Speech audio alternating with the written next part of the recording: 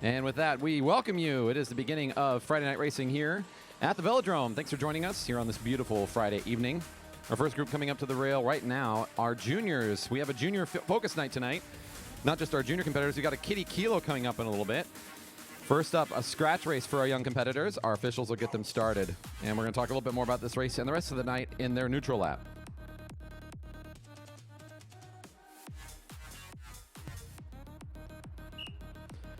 And off they go for their neutral. Tonight, I'm also joined by a member of our junior team, actually, the Jerry Baker Juniors team. Ben Raknes is hanging out with me today. Howdy, howdy. So I've got another voice with me this evening. This is one of our riders from our team. So you can actually see their jerseys out there. You've got some teammates out there, some of your younger teammates in the group. But Ben is joining me due to a recent injury. He's hanging up here today. He can't race anymore. So we're going to put him on the mic. It'll be fun tonight.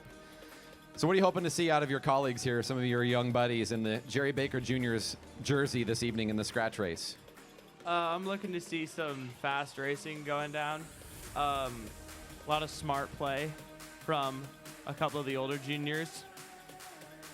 Make sure to keep your eye on the leader's jersey. That's that neon green jersey. That is being worn by Joe Spranger, one of our athletes who went down to nationals. Yeah, well, that's a good point. We've got leaders' jerseys in all of our fields. So, in fact, that's a good thing for spectators that may not be as familiar with our young riders or any of the riders that are out here tonight. Look for the neon jerseys as somebody to kind of keep your eye on as the overall strongest rider through the season so far. That is the sound of the beginning of the race. 8 to go for our junior competitors. 8 to go. Oh, we gotta get the kids. I know it's exciting. We just want to make sure. I'm going to make this announcement. I'm not trying to pick on anybody. Be real careful if you're up along the rail there, because those riders can come pretty quick along the railing on the home straight. So just kind of be aware of that space and keep limbs and everything on this side of that. We would appreciate it. So in our field of 7, we got 8 laps of scratch racing. What a scratch race is, pretty straightforward. Get to the line as fast as you can. That's going to be the way to win it. Now, there's different ways to do it. Right now, our young riders are demonstrating what it looks like to kind of be in a pace line. 7 to go.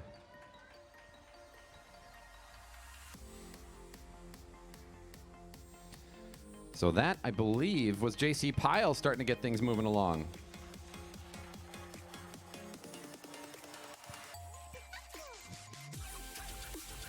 So down the back straight, we got this kind of pace line formation. It's now been kind of a chasing effort from a lot of the riders. So JC is just trying to move things along early, and as soon as he feels like he's getting caught, he swings up to the right, kind of making some room for the rest of the field to come back underneath him and then kind of reset themselves a little bit.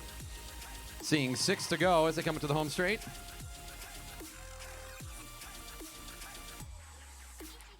Now, one thing to remember when we're out here at the Velodrome, one thing that's cool, first of all, if you're here in person actually watching racing and being with us tonight, we thank you. Our riders appreciate it. Certainly the Marymore Velodrome Association and all the folks behind the scenes appreciate having an audience here tonight.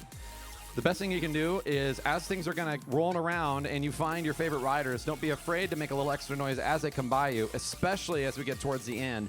I know in these early parts we kind of get settled into a group. Maybe we're enjoying a beverage in the beverage garden, having a good conversation. Maybe we're eating a nice sandwich that we brought with us today. As we get closer to the end of this race, it's fun to kind of engage and really make some supportive sounds as they come by. Clap your hands, give a good holler, let them know that you're excited to see them here tonight. And most importantly, this is the future of the sport here, and these kids could be doing just about anything else besides being here today. So we appreciate having these young riders. It's a pride of our community here. So as we get to the finish, we'll expect a nice amount of support from our fans that showed up today. With 7 in this field, again, it's Joe. That's the one who's got the strength in the group so far, has the leader's jersey on. There's a couple different ages in this group, so they're not all the same age. And as you kind of spread out, even a year or two can be a big difference for these younger juniors. But, you know, it's still fun to bring them in here on a Friday night and feature them. Now, Ben, this is something you'd probably know more about than me. How many young people are there currently roughly on the team? Do you have any idea about how many folks there are signed up? We have a decent amount of runners. I'd say around 35. That's a good number. In only a couple years, that this program's been around. How'd you get involved with this one? My dad cycled a lot and did triathlons, and so I found the Velodrome 6 years ago, and I just started riding here, and that just kind of started my cycling, and coming here every week, every Monday I could, racing the juniors, and then just moving through the system, upgrading and gaining more points and more experience. Yeah, it's kind of an interesting thing because for a lot of folks that may not have a lot of familiarity with racing of this format, we do race pretty much every week all summer long. We see the same folks over and over again. It's kind of a small community that we continue to build, although it's been getting bigger and bigger, especially with the addition of 35 juniors, and that is certainly boosting our numbers here. Hey, the kids are seeing 3 to go. 3 to go.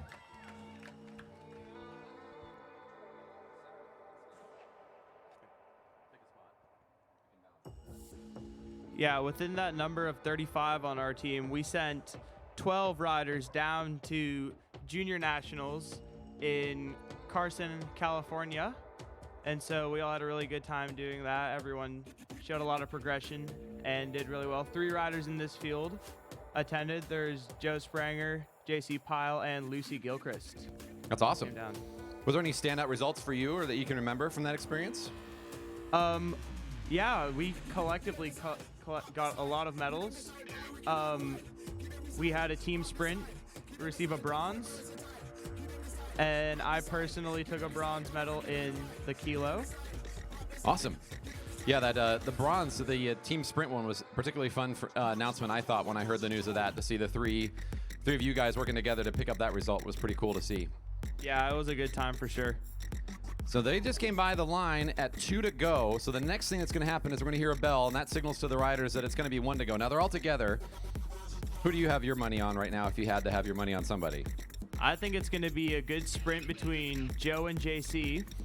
Some of the older juniors in the field, for sure. Yeah. I think don't count out Will Fowler, who's kind of sitting on Joe's wheel right now. Oh, he's in a good spot. There's the bell. 1 to go for the kids. 1 to go. Hey, the 3 names you just mentioned, they're closest to us, so they're starting to kind of sweep around the outside. They're finding their positioning out of the front because they know as the bell's ringing, they can't be at the back of this little group. JC's the one at the lead right now. You mentioned Joe a couple times in that leader's jersey. He's second wheel. They're going to start trying to accelerate down the back straight. Here's their moment. JC's got a good finishing kick here. I know the power of Joe, though. He's going to try to get on the wheel and then continue to carry his momentum forward. This is what he can do here. Here he comes through the turn. The Beverage Garden making some noise for the finish here for the kids. Whoa! It'll be close. Joe will get just enough on the straight. I think Lucy got third on that with the bike throw over Will. Not too sure, though. Very close. Nicely done for the juniors.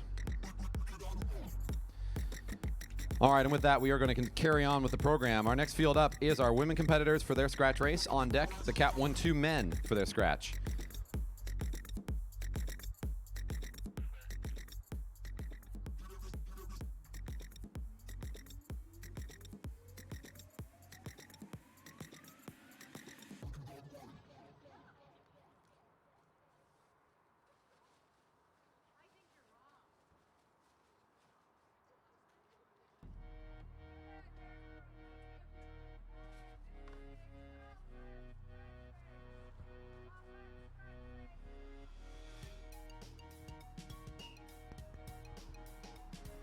Off we go. Women competitors all coming out here on a Friday night to go for a 12-lap scratch, their first of 3 races tonight.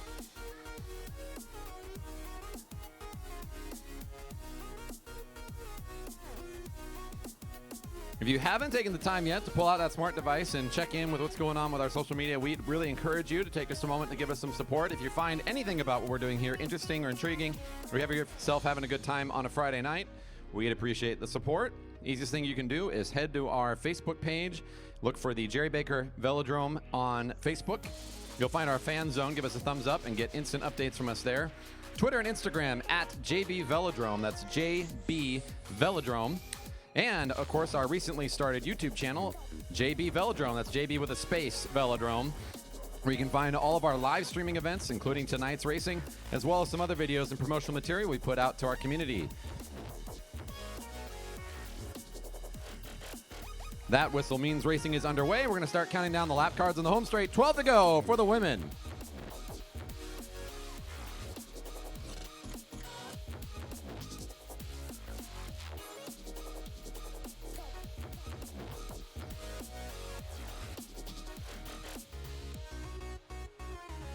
You see how this field is also kind of strung out into a pace-like form style of riding. This is all to conserve as much energy as possible and try not to ride into the wind as much as you would if you were not behind someone's wheel. You can just kind of get pulled around. Your wind resistance gets reduced, sometimes up to around 30%. So it really does make a difference to be behind a wheel in these races. And you can see our rider on front right now will pull up somewhat soon to share the work with the rest of the field. So it's a good way to play out this race. It's a very efficient way to ride, and I think it's maybe worth guessing that when your field is just a little bit, is right around the size of the number of laps in your scratch race, you're going to be pretty conservative early on. You don't have enough energy for it to be all fast the whole time, right? You have to kind of be smart about it. So this paceline format continuing through the first couple laps, and riders pretty average to take about a 200-meter pull at our track. That's one straightaway going into the corners. You'll see this exchange, as he was just mentioning a moment ago, pulling up to the right-hand side, slowing down and letting someone else take their turn. If this is what we see to the end, who does this tend to benefit if this was going to be the race all the way to the end of the race? Generally, it's going to be the sprinters. As long as the sprinters, when they get to the front, aren't doing too much work, sometimes they'll even pull up and immediately disengage from doing those efforts. You'll see some of those riders do that. Those are the riders that are thinking, you know what, I've got the finishing kick to win this. I'm just going to be, kind of stealthy, try to hide within the group, not do too much work too early, kind of play it off as much as I can and wait for the bell at the closing moment to do the work I need to do.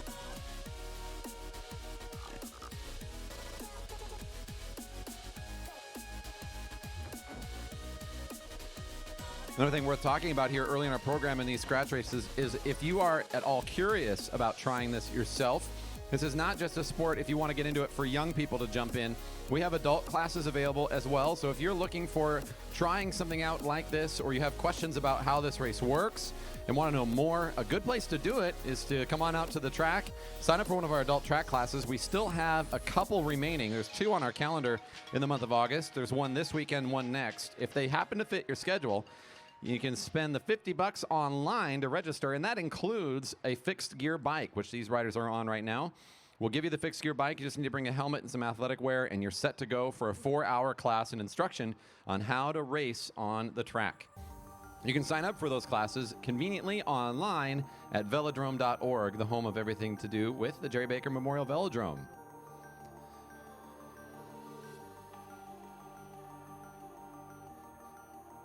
Our field seeing 7 to go.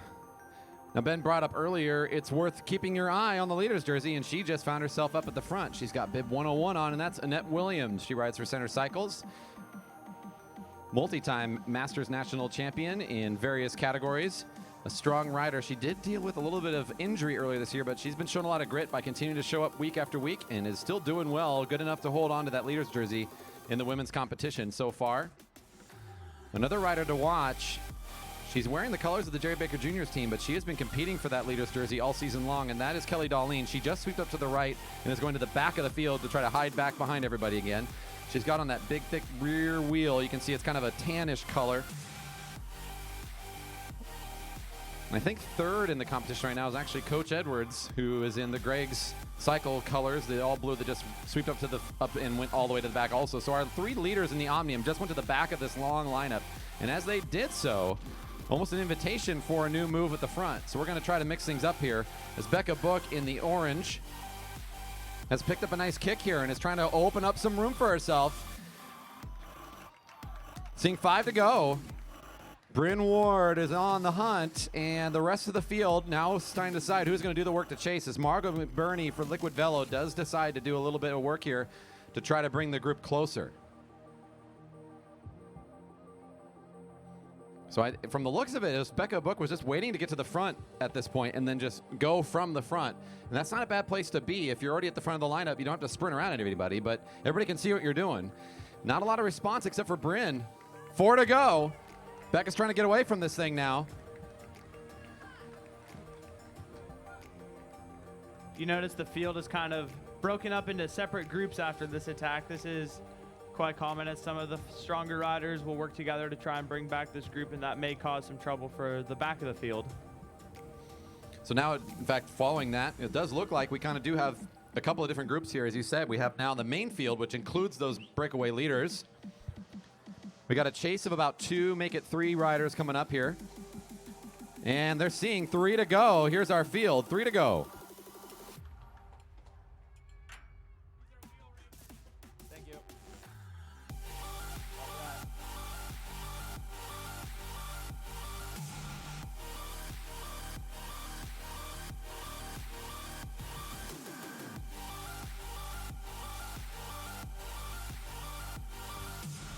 So now we're watching this field. They actually are going to sit up a little bit. This is going to give them just a moment to catch their breath.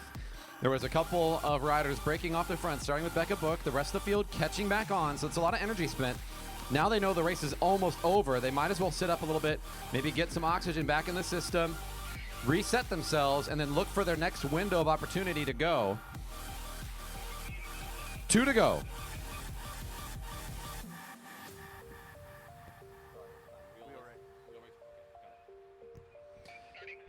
Starting positions for the wheel races have been posted on the infield. The starting positions for the wheel race has been posted on the infield. Next time we see our riders, it will be 1 to go. So a nice move coming out of turn 4, trying to open things up here, but most of the riders catching on quickly. We now basically have our field all back together again. Now watch for the middle of this field to start to accelerate as they come into the bell lap. It's 1 to go, 1 to go. Becca Kawaoka is the lead rider in that multicolor kit, and she made the nice move at 2 to go, but she finds herself kind of serving as the lead out at this point as the whole field is breathing down her neck. That's a good spot for just about everybody else to be. Look out for some riders starting to position themselves. We saw Becca Book earlier in the orange. She's now at the lead position.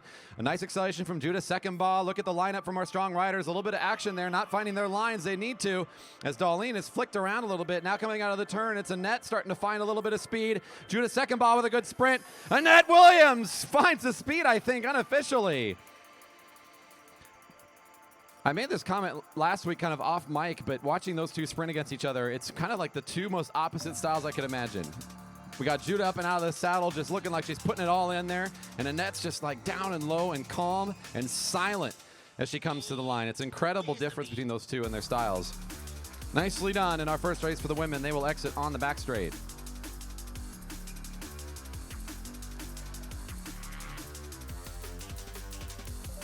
Cat 1-2 men are invited to come up to the rail for their scratch.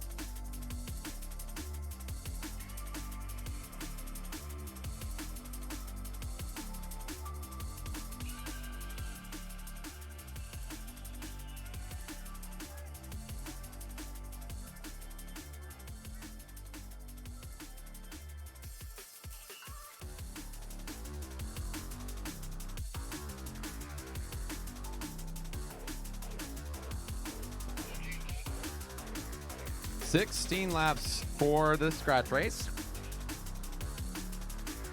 So this is quite a small field for the Cat 1-2 men, I'm noticing, but for sure don't underestimate the speed these guys are going to be putting down, especially near the finish. Make sure to look out for Andrew Karlberg in the leader's jersey, who is a very, very fast finisher, to say the least.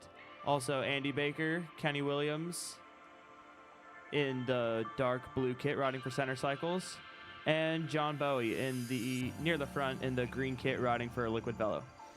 In fact, a lot of those names you mentioned are kind of parking themselves at the front of the neutral lap. Looking for the riders to be all in contact here coming into turn 4.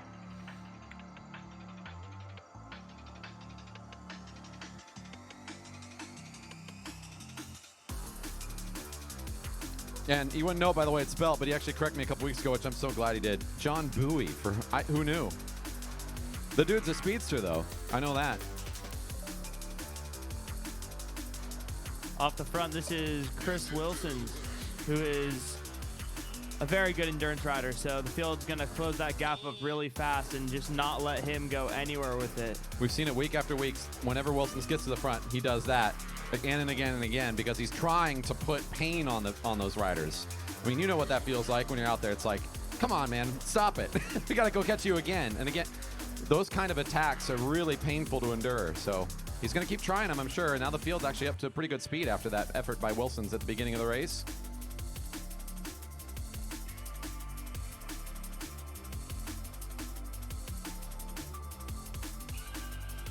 Another rider to keep your eye on, kind of a new addition mid-season for us.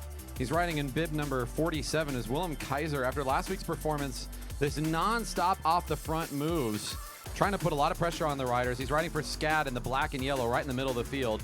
I'm gonna wait to see. It didn't work out for him to get a top finish last week, but it certainly did overall. He did well just by constantly pushing pressure off the front of this field. We'll see if he wants to try to apply that same tactic tonight, or if maybe he's going to sit in and kind of get a better feel for how this race goes from within the pack. Because I'll tell you, last week, he spent very little time racing inside of this group. It seemed like almost the entire time he was out looking for something off the front. We'll see how that one plays out at 13 to go.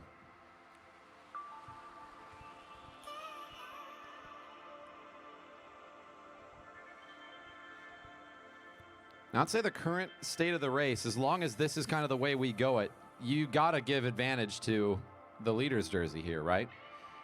Yeah, Andrew is just going to sit in and hope for a final group bunch sprint, which is what he specializes in, just going fast. So if that's the format that we're in, we're going to be really watching that leader's jersey. If some things kind of move around, like somebody like Andy Baker wants to try to make an earlier attack, that's where things can get a little different. It's also an important dynamic here at our track to know that we do have season points. So there's kind of, much like when you're watching the Tour de France, there's the race within the race. So let's say, for example, you're watching the Tour and you've got that breakaway of 5 riders. Well, why isn't the yellow jersey and their team chasing it down? Well, it's because none of the people in that break are challenging for the yellow jersey. So why do the work? There's a little bit of that in our field too, is you've got a couple riders that are close to the top that may not be off the front, and sometimes you're like, well, why isn't that guy going fast right now? Well, they're racing for the whole season too. 11 to go. Bib number 2, leader's jersey kind of in the back, while bib number 1, the closest in the Omnium right behind him, is near the front. That's at Kenny Williams for Center Cycles you mentioned earlier, right behind Wilson's in this long lineup. Still in a fairly neutral position overall, I would say, in this race, as everybody's still just taking their turns, pulling the group through. Kitty Kilo competitors, you're going to be going up onto the track pretty soon. We have one more race after this, and then we're going to start you out on the track. So you're going to want to stick around. We're going to call for you here shortly to get yourself queued up. So Kitty Kilo, folks, just be nearby. We're almost ready to start calling for you. The Cliff Bar Kitty Kilo will not be the next race. It'll be immediately following that next race.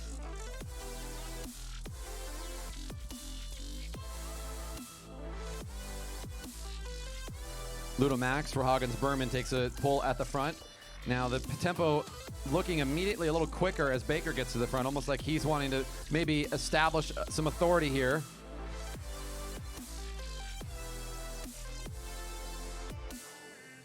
Hoping that maybe his efforts might encourage other riders in the field to keep things moving a little bit faster.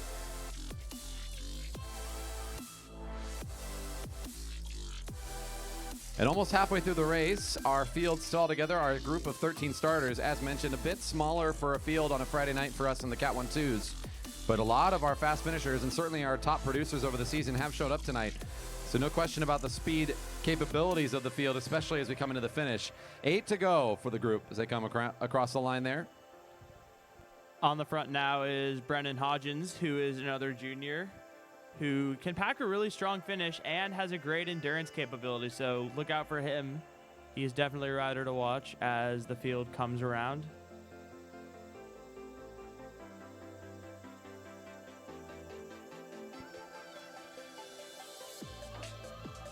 Seven to go.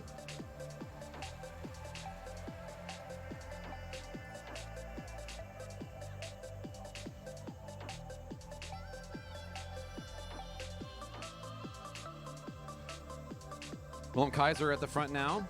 Again, if this was last week, I would just see him just immediately try to sprint away from this group. But the overall pace, I'd say right now, is right in that 70-ish% area. It's clicking along pretty well, so maybe it's not a great time to try to break away or do anything. Wilson still will try to reinitiate the speed here. That's number 21 at the front of that multi-blue colored kid who swings way up as he tries to accelerate this field. No one else wanting to do too much work as he gets out of the way.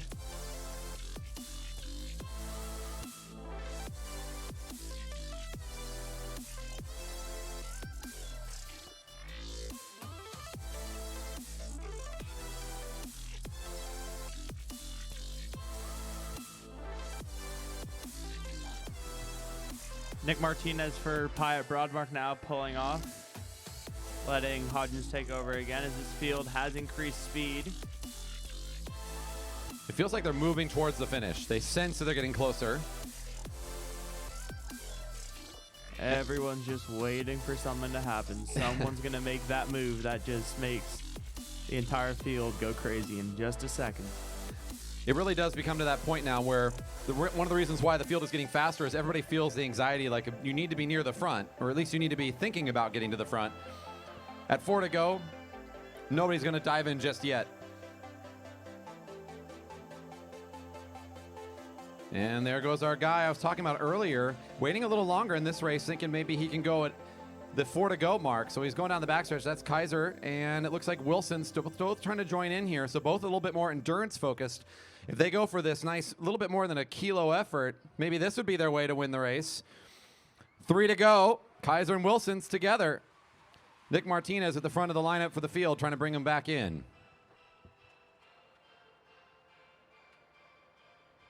This is an all-in move as they continue to work now.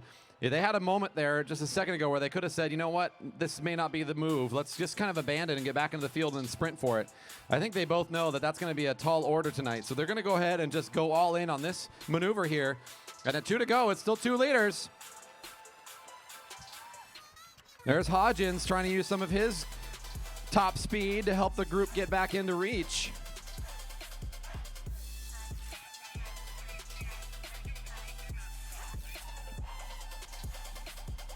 This is going to be a textbook catch, I think, coming into the final lap as Baker will just really drop the hammer now. And you can really see him starting to pull away from the rest of the riders. He's got Kenny Williams on his wheel going, this is a good way to go. 1 to go. Leader's jersey says, I got to go now. That's my race down the track. And he loves this distance, so watch the leader's jersey. Watch for Bowie in the black and the green. You mentioned him at the beginning of the race as well, Ben. Quick finisher, and he's going to try to use his speed right here. This is a nice 500-meter effort for Karlberg coming through. He's got Bowie still with him. Karlberg on the lead. Karlberg trying to estimate the power needed here. Karlberg, Bowie, and Williams will go 1, 2, 3.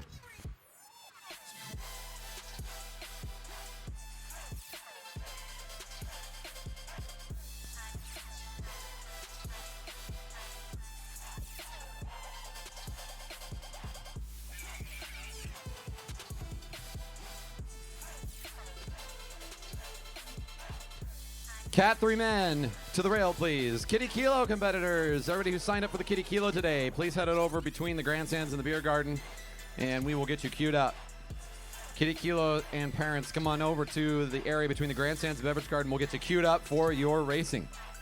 Younger kids will be closer to the rail. Our older kids are going to be further back, so just kind of be set for that, please. So it kind of turned out the way we predicted it, didn't it, Ben? Yeah, definitely.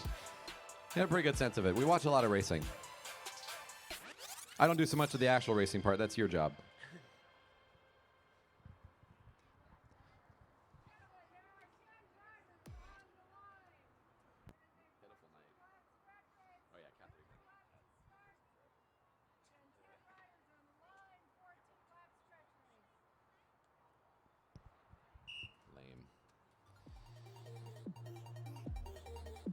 All right, our group going off here is the Cat 3 men for their scratch race. I see 14 laps as the distance, so the same rules apply for this field. And once again, a scratch race coming on up.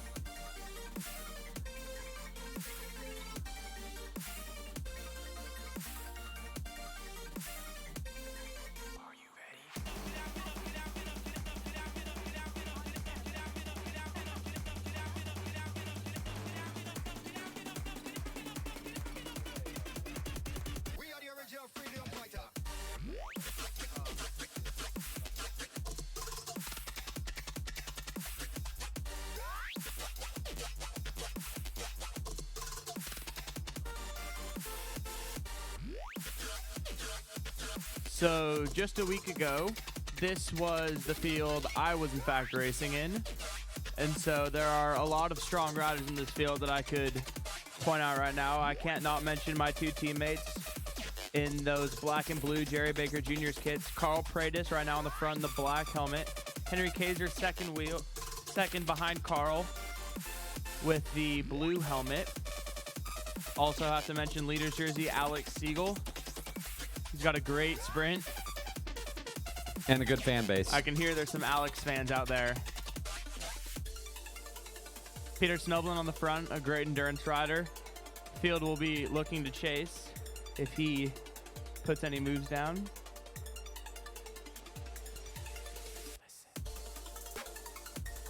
Yeah, so there's a couple of our riders certainly to look out for as our group of 10 tonight going around for what is a 14-lap event. Coming up next is the Cliff Bar Kitty Kilo, and then we're going to start getting into some fun wheel racing in the middle of our schedule. We do have a Marymore Crawl before the Kitty Kilo. I shouldn't forget that, as it's everybody's favorite race coming up first. The Marymore Crawl, followed by the Kitty Kilo. Those two races are coming up here just in a minute. This 14-lapper, though, we're 2 laps in, and once again, we're seeing this pace line. Now, I don't know what it was about this particular beautiful Friday, but I think kind of just overall, we're looking a little bit small in our fields tonight. So these early parts of the scratch race, race conservative, save your energy. And that whole draft thing that the riders are trying to do by getting in the back wheel of somebody, right, where they can sit in and benefit from that draft of the rider in front of them really benefits you, especially the faster that you're going. So that seems to be where we are right now in the early phases of this one.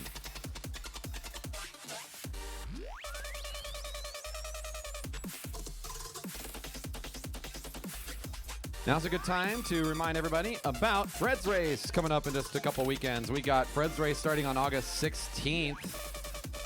The regional championships here on the track for all age groups. You got juniors, elites, and masters represented in every format of racing. We're going to have it all here at the Velodrome on the 16th, 17th, and 18th of August. Good spectator event in the evening. You can check the schedule for that by going to the website. The very first banner at velodrome.org will take you to fredsrace.com, where you can check out more about that racing schedule. The evenings will have the beverage garden and the full bevy of racing that you're used to seeing. For our riders, registration is now open. Do not miss your chance to get pre-registered. Make the lives of our race promoters easier and more straightforward, and of course get you some you can kind of put that to bed and put that to rest, that you are all set up and ready to go for Fred's Race before you show up on the first session on Friday.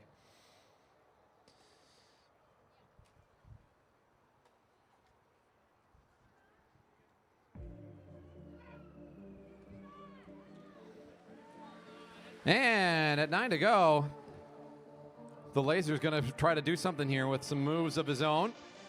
Down the home straight, Henry Kaiser will open up some moves and brings with him the leader's jersey.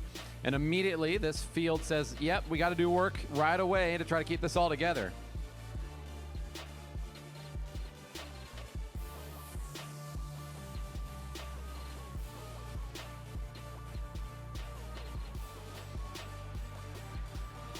In this size of a field and just looking at the speed of these riders, I think this is anybody's race, especially if we keep the group all together. That was a nice move from Henry, knowing that, you know what, I got some junior gearing. I don't know if the big sprint at the end is the way to win this thing.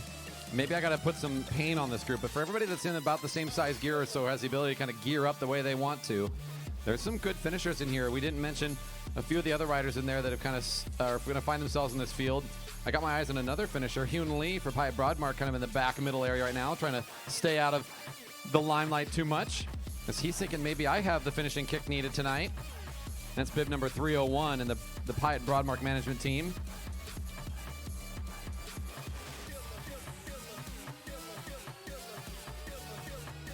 Also, another sprinter in this field to keep your eye on is Aidan Mcclinton, the rider in the black helmet, middle of the pack in that white and red kit.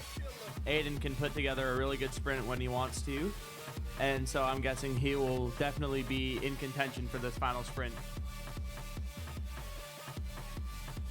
Winner of the Cat 3 Men and Masters Sprint Tournament was Alex Siegel, our current leader in the leader's jersey. So no question that he can sprint. He showed us that in that event a couple weekends ago. So the top speed capabilities of this particular small field is actually quite impressive. Some of the riders that may not feel like they can contend in that way may need to start working. As the laps are getting down to it, we're about to see 5 to go as they come through this time. Snoblin is the one pushing the pace at the front now. Mentioned earlier, with pretty good strength in that longer distance efforts, he's going to try to get things going now. 5 to go.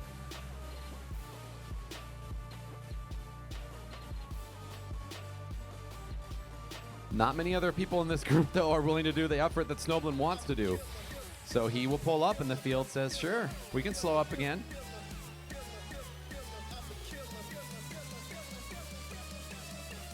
Riding above the slow line, that blue line that goes around the track, kind of like the slow lane for our riders, kind of signifies where to be on the track to hesitate a little bit. That allows you that left-hand turn that you can utilize the speed from the hill to re-accelerate some. Our group getting a little bit of encouragement from the home straight as they go by.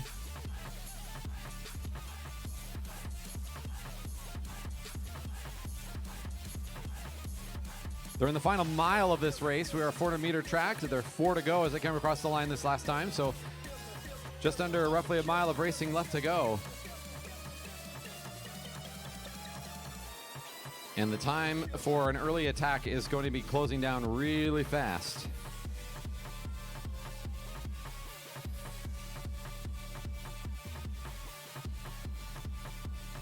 Coming next, the crawl. Any crawl contestants, we're going to be set to go here pretty soon. I'm sure our juniors will be showing up in strength. Okay, this is totally just a sprinter setup right here now. We're going to ride above the blue line for 2 more laps and then go. I think that's what I'm seeing right now. Okay, there we go. There's a move. Judah Seckenbaugh is going to make an early acceleration here. Try to encourage riders to try something, not to totally sit on their laurels for the next couple laps.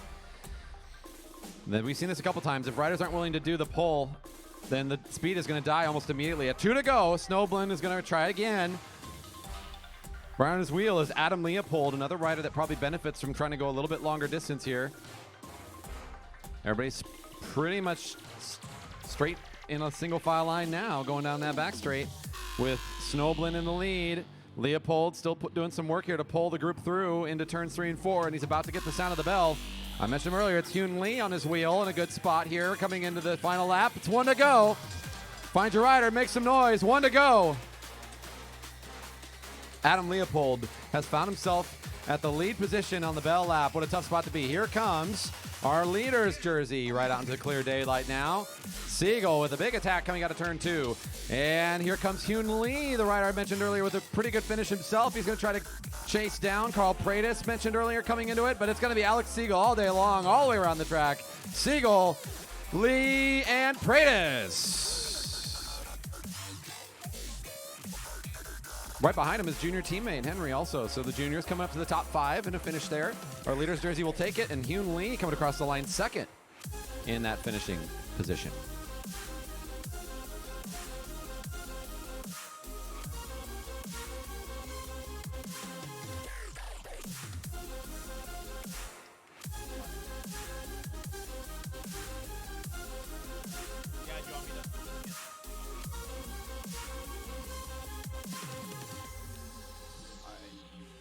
Switch microphones in so they don't get caught up.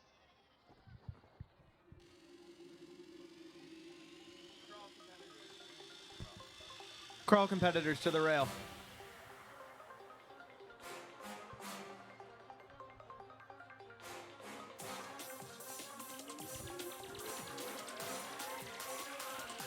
Come one, come all. It's the Marymore Crawl. Open to everybody. Come on down.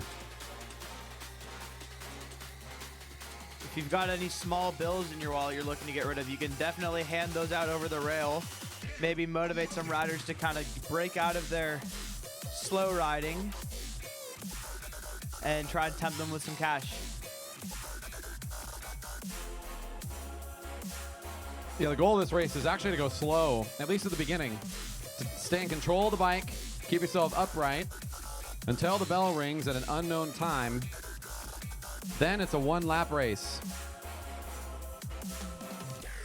If you keep upright for that entire time, you don't rest on anybody else, you put a foot down, you don't leave the racing surface, you are okay to race. If you do any of those things, you're disqualified and will leave. If you survive to the bell, it's a one-lap race to win the crawl tonight.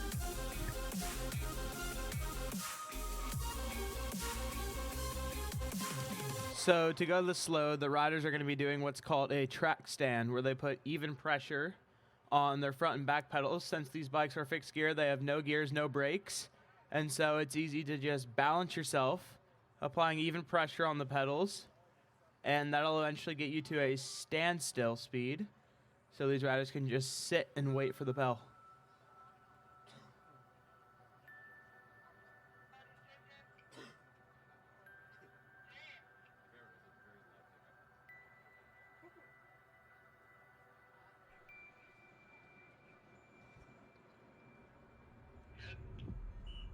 And the whistle sounds the beginning of the mysterious timer that nobody gets to see except for just a few folks. Not me, though. I have no idea how long the race is. We are both in the dark up here, just along with the riders.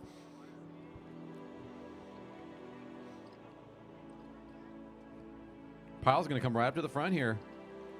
He just show his stuff. It does take quite a bit of muscle to hold the bike upright in place. That constant back pressure. Oh, the no-hand track stand. Oh, look at the kids. Look at the kids. Make some noise. Come on. This is like their pride, man. Their pride and joy. The track stand kings and queens are our fantastic juniors. A single fry. Okay. We can do better than that.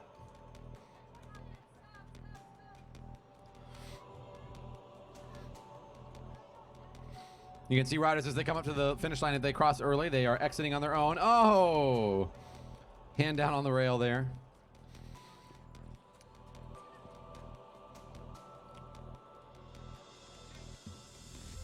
You see Joe Spranger here, just kind of settling in. He did back over before the season started. At the fundraising auction, he did a 26-minute track stand to raise money. So that is... We're not going to be here for 26 minutes, just to clarify. We aren't going to sit here for 26, or are we? 26 minutes? Oh, man. Just kidding. This is usually between about 3 to 5 minutes. It's usually around where our bell will ring. Speaking of that auction, I know I won't talk about that now.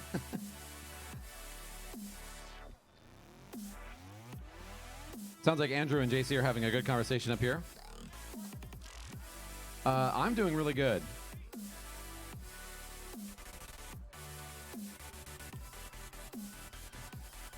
So our field has gotten quite a bit smaller. I still see... Okay, we got to count the juniors. It's very important. 1, 2, 3, 4 of the junior riders. Oh, okay. Carlberg's done.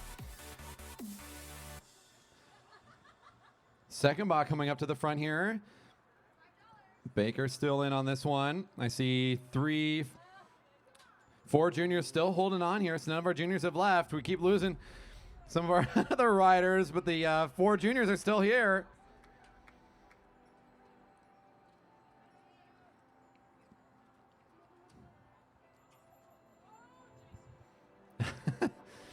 That's a $5. That's a $5. JC, I said 5. Oh, okay. I don't know if you heard me, man. They're holding on. They're trying to make the Becca's tempting.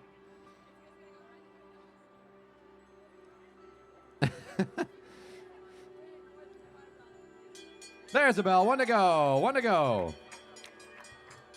The one-lap effort now underway. This is a fun novelty race that was invented right here in Marymore. We've been racing it for years. It's kind of been a staple of our velodrome and has inspired others to do similar races now across the globe. And it looks like Henry Kaiser's trying to make the finishing kick here. He's got someone on his wheel, though. Look out for the sprint coming down the home straight. We're going to have 2 riders going for the crawl. Whoa! Waterman for Dyna Racing, I think, gets just enough speed at the very last second to take over at the front. Very nice.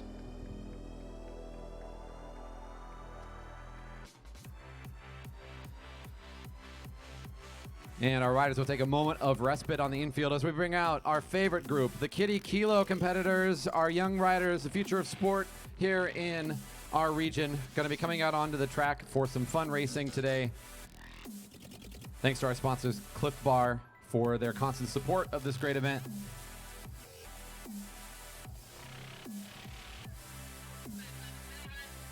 Oh, we got one early rider. Go on over here. They're waiting for you back there, buddy. Right over there, buddy. That is enthusiasm at its best.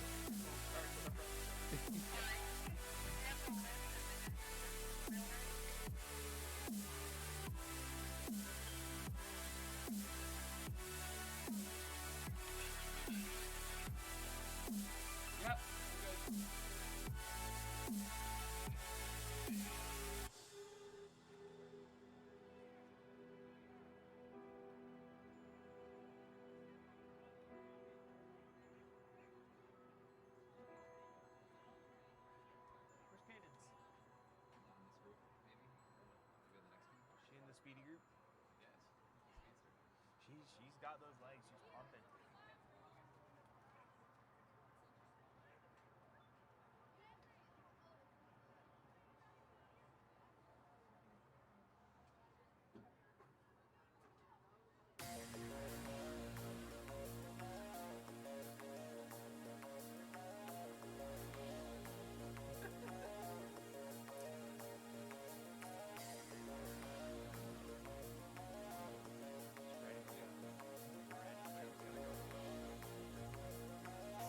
And off we go. Easiest time tonight to make some noise, folks. Cheer them on. The push bikes are killing it. Oh, look at this pedal bike. Can you spin like that? I can't. He is putting out some serious RPM right now. No question about it. Nice work. Keep it going all the way to the grass. Keep going. A little further. Come on right down here. Double discs on that rider. Yeah. A very aero build on that bike for sure.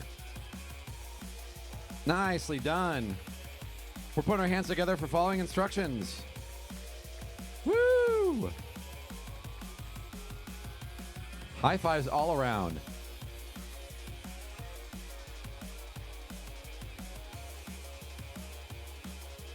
And here comes our next group. Getting ready to go, what looks like for a full lap. Oh, look at the push bikes here. And a pedal bike, couple pedal bikes here coming out.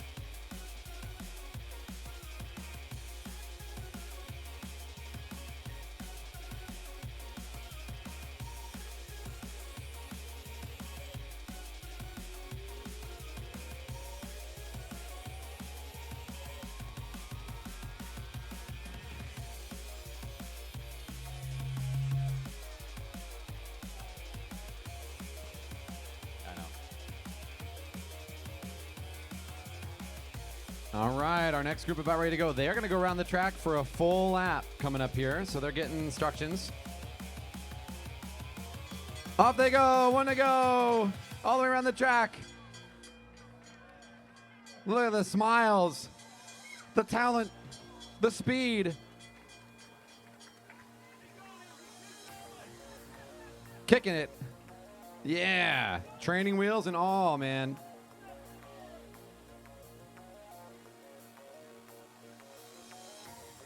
Yes, they are going all the way around. Oh, 312, is that Siegel's? All right. Alex has got to die on that one. Dude, he got out here on the track, and he was like, the second we got him on here, he was gone. He's like, I know what to do. Daddy showed me. Yeah, we got kids of racers. We've got our fans bringing their kids out here on a Friday night to give it a try. We do this every first and third Friday of the month. So if you missed today and you know somebody out there that maybe has a youngster that needs a chance to do this, you can invite them to come again. Our next group coming on out. Oh, yeah, some bigger bikes showing up here. Even got a full face helmet turning up.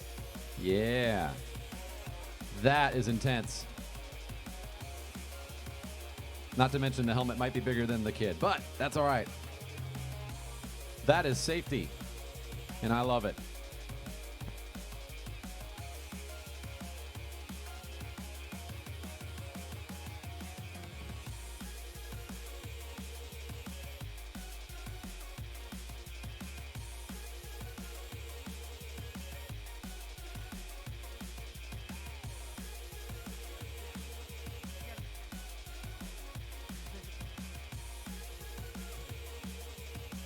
Okay, things are about to get pretty intense here. If you thought Andrew Carlberg was fast, he's nothing compared to these kids. Whoa. I mean, truth, but let's Sorry, Andrew. let's keep it nice around here, family friendly. Off we go. It's 1 to go. 1 to go. Nicely done. We got a couple finishing from our last starters coming in here now. The training wheels showing off. Yeah. And a fan to stay cool. I don't think that's how that works, but I'm going to pretend it does.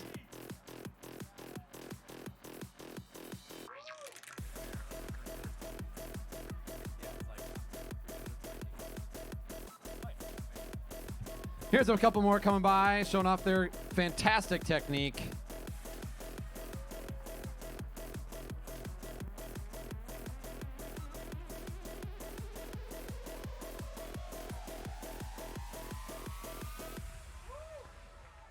Keep it going. You're almost there. You're doing so good. All the way to the grass. Keep it going. Woohoo! Oh, and here comes some of our big pedal bikes coming in fast, navigating the traffic very well there. Very natural. Here comes a couple more. We're going to help them get through on the home straight here. Nice job. I do see, it looks like I got one more group out there that's going to be coming up here in a sec. All right, fantastic. Nicely done. All the way to the grass. Keep it going. Looking fast. Yes.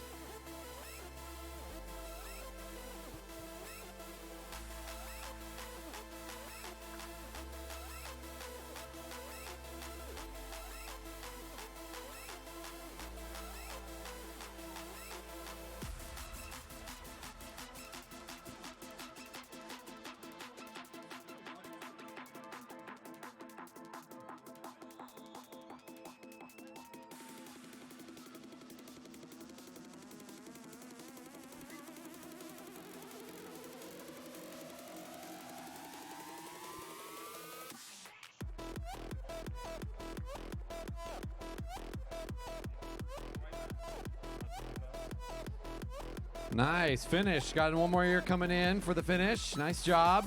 Oh, look, they're ready to start again. It's like, all right, how do I go now?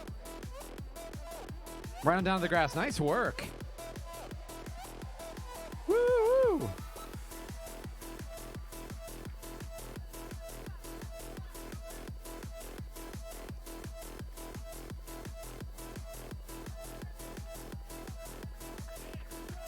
Nice. Perseverance pays off. A whole new definition to the longest lap. Oh, I'm just having fun up here. I gotta have fun with something.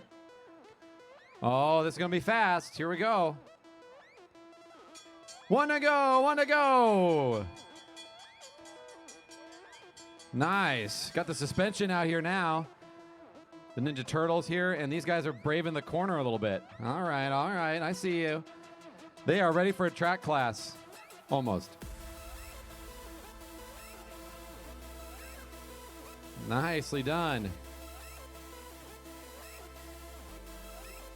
That's a lot of spin. Might need to shift a little bit. That's okay. Good spin is better than not spinning.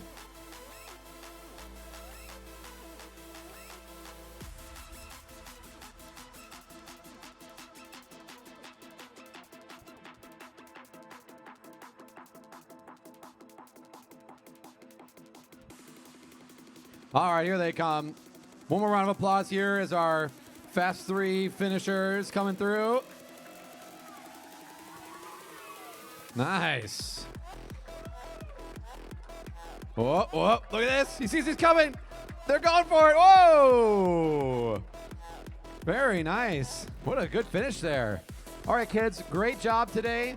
How about a round of applause for all of our kids that showed up today? And of course, you know who really needs a round of applause, and a thank you, Mom and Dad, for bringing them out here today. Thank you very much.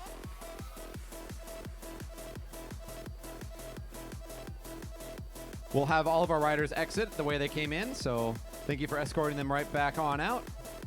And next up, we've got our juniors for their wheel race.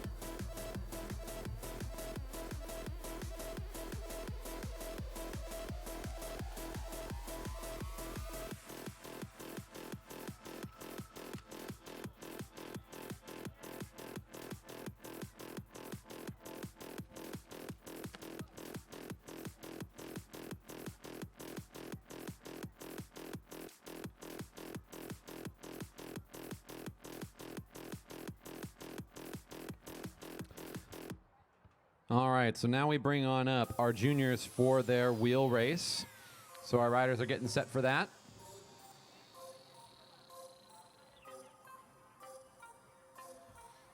Now, this is a race in which riders are going to be handicapped based on their strength that we're estimating from their previous performance. So we're going to try and do our best to give riders the advantage they need to try to keep this race really even. So the way this is going to go is, again, based on how we know our riders and their abilities and their speed. We're going to start them at different places around on their first lap. The strongest rider, by our estimates, will be the one starting on the finish line over here. Everybody else will be placed in front of them. This is a 4-lap wheel race. So it'll be Joe Spranger here starting on the finishing line. He's wearing that leader's jersey and enjoying every moment of it.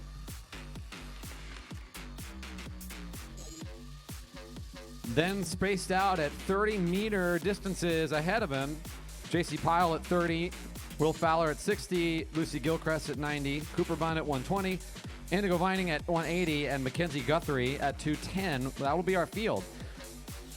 The idea here is that, again, we're trying to give the riders with the most strength and the most success so far the biggest hill to climb if they want to win in the wheel race tonight. This will be a 4-lap event in all, so Joe and those that are right in front of him here are going to be climbing that hill for 4 laps to see if they can catch up all the way to where Mackenzie is.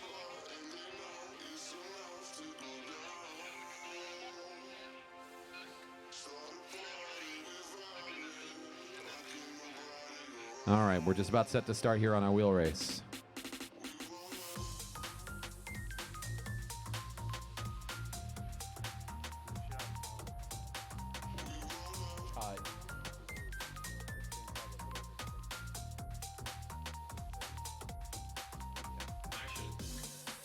So right at the front of the field already, Mackenzie Guthrie on the back straight. She's in front of that kind of white and black line opposite us. That's the 200-meter line. She's 10 meters in front of it. We're going to get a unified start here as when we get the signal from everybody that we're set to go. And here we go. Just about set.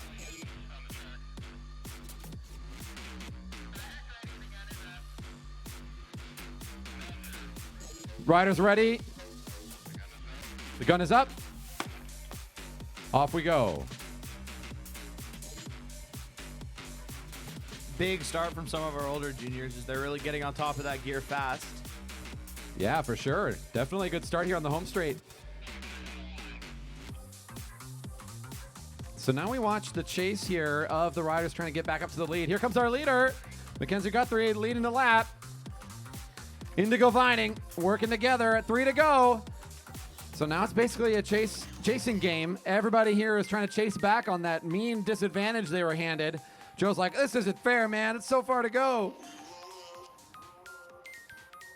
We like to joke around here that the reward for hard work and success is more work and more challenge and just harder racing. Basically, that's the way that this kind of works too. If you're good in your field, well, too bad. You got to race further and faster. Everyone's kind of just grouping up right now, looking like this may turn into just kind of a similar race to a scratch race finish. It's just everyone's kind of waiting now. Seeing 2 to riders go. still off the front. Yeah, this is a big group that's kind of got themselves together again. Might become, as you say, a fairly short scratch race as Mackenzie is leading the lap still, but it's about to change up.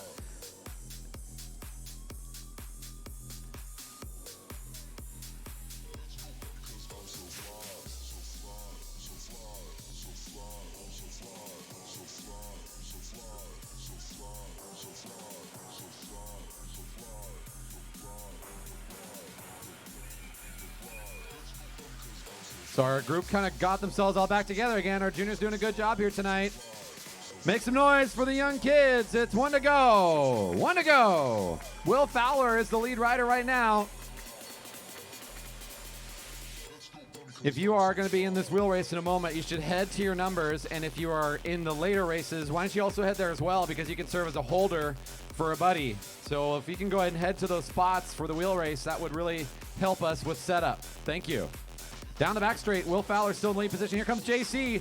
Joe had a lot of work to catch up to the field. Does he have enough to challenge him? JC was waiting for his big sprint. Now it's Pyle out the front. Joe's accelerating. JC Pyle coming out of the turn to the front. He still has a couple bike lengths of lead. Joe's chasing down, but JC might be able to find the wheel race tonight. JC will take it. Whoa, nice sprint in the back here for third.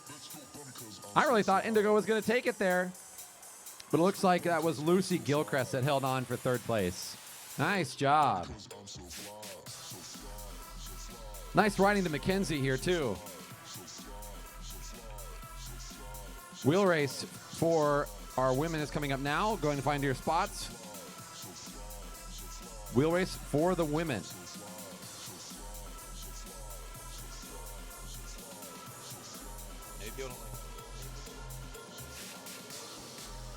I've got here on our start line, the finish line is going to be Annette Williams.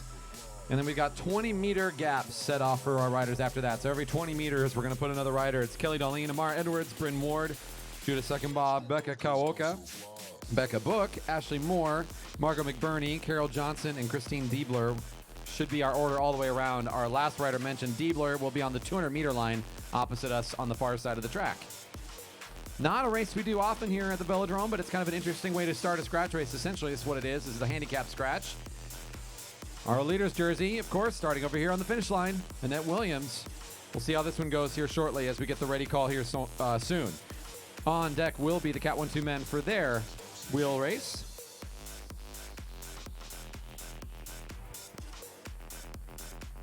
Yeah, one thing I noticed in that junior race was JC was able to catch on to that group of riders that formed a lot faster than Joe based off of his starting position. So that may have meant he had a little more time to just recover and settle in for that final sprint, which gave him a great advantage over Joe in that one.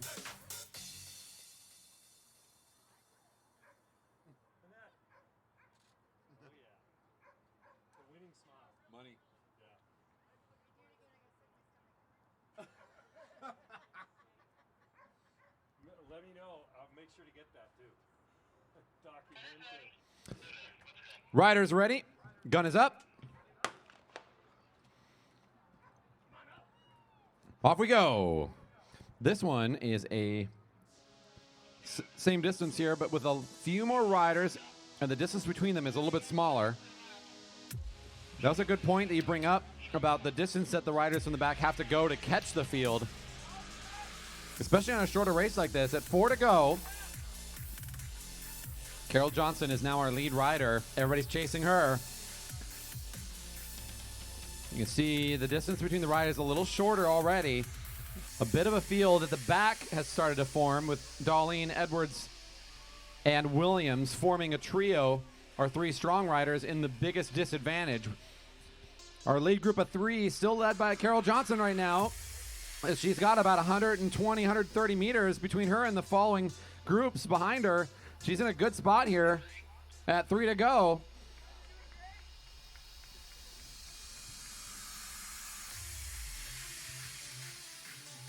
It's going to be a big effort from our strong three here at the back that had the biggest disadvantage if they want to catch on in time.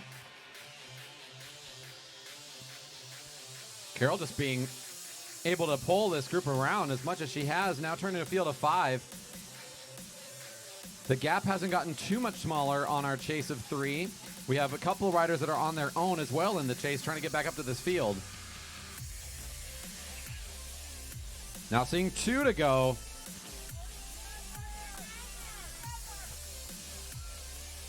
Carol Johnson looking for someone else to take the front as our group of 3 starting to close the gap down a little bit. They're going to be coming into the bell and may be able to catch in time. We'll have to wait and see as that front group was being pulled around by one rider for several meters.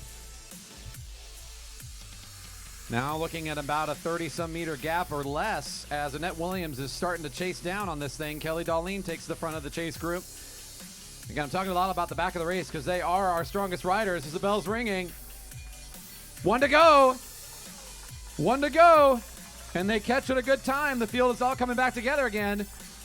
They are at a disadvantage for having to do that effort to catch on. Do they have enough to keep the sprint going now as the field is all together? Becca Book is in a great spot to start the sprint. She's high on the hill and will start to come down into that straight, bringing with her a lot of the riders that just caught a moment ago. Bryn Ward's trying to keep up with the speed now. Here comes Becca Book at the front of the field. She didn't have to do all that work to catch back up, so this is her moment to come to the front. And it might be a two-up sprint here. Book still at the front of it, just driving it. Second ball trying to challenge. Whoa! I think unofficially Book will hold on to that one. Oh, I think our chasers just didn't have it in the tank to make another move there.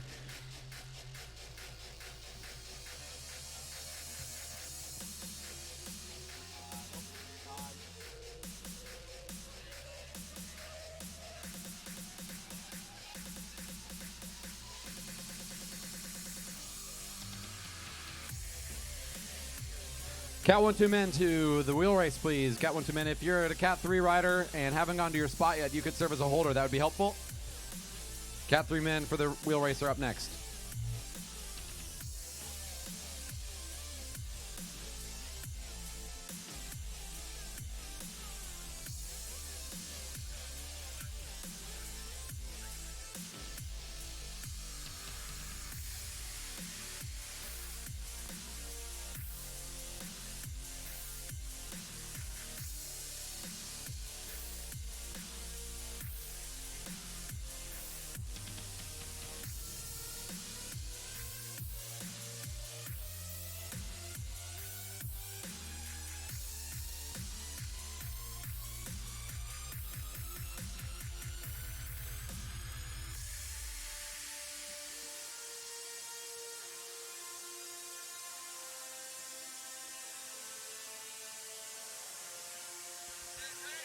Riders ready. Cut that. We have another rider coming. Rider's not ready. Confirmed.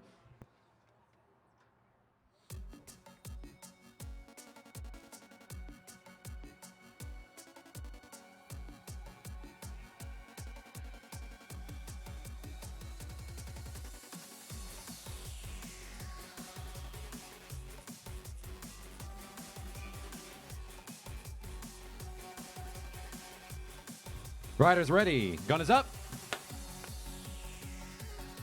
Off we go. And once again, the leader's jersey starting on the finish line over here as Carlberg is going to be the one climbing the biggest hill. We're basically using these Omnium points from our season to help seed these guys as best we can. Oh, this is a good place for Matt Haldeman to be.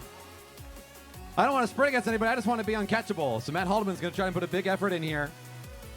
Waterman and Kaiser, the riders, trying to get back up to him. So the leader of the race is still Matt Haldeman for our Cat 1-2 field. Carlberg and Williams having to do the biggest amount of work on this 5-lap race to try to catch back on, and they got a long ways to go. Group of 3 forming, trying to chase Matt Haldeman now. As this is typically when the field kind of starts to settle into group sharing work, trying to get back up to that leader. It does look like that first group of 3 might be able to catch here soon as they're starting to really organize themselves. Stephen Wilson's, we talked about him a lot. That's the rider in blue, is right in the middle of the back straight, is bringing one rider with them. I believe that's Mike Robson. That looks like they're trying to close in on the distance now. That's a long ways for the chasing lead 2 riders to get to. They might be abandoning ship here pretty soon at 2 to go.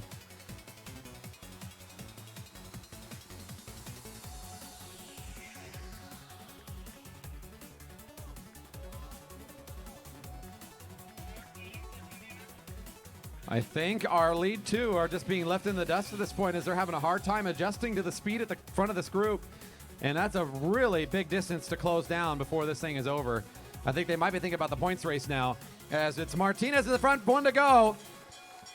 Martinez at the front. He's got Waterman and Kaiser right with him. Wilson's is the next closest rider in that group of 3 chasing down with Mike Robson there and Mike Rogers, the 2 riders in black in the middle of that group of 3. Baker's done a lot of work to get up there, the rider in the white with the red or the yellow and gray kit, but he's not close to the front yet, so he's not going to be in a top 3 spot.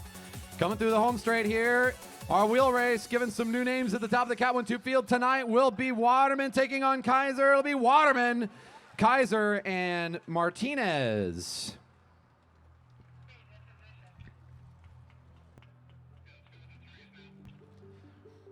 Cat 3s are coming over to their positions. Cat 3s.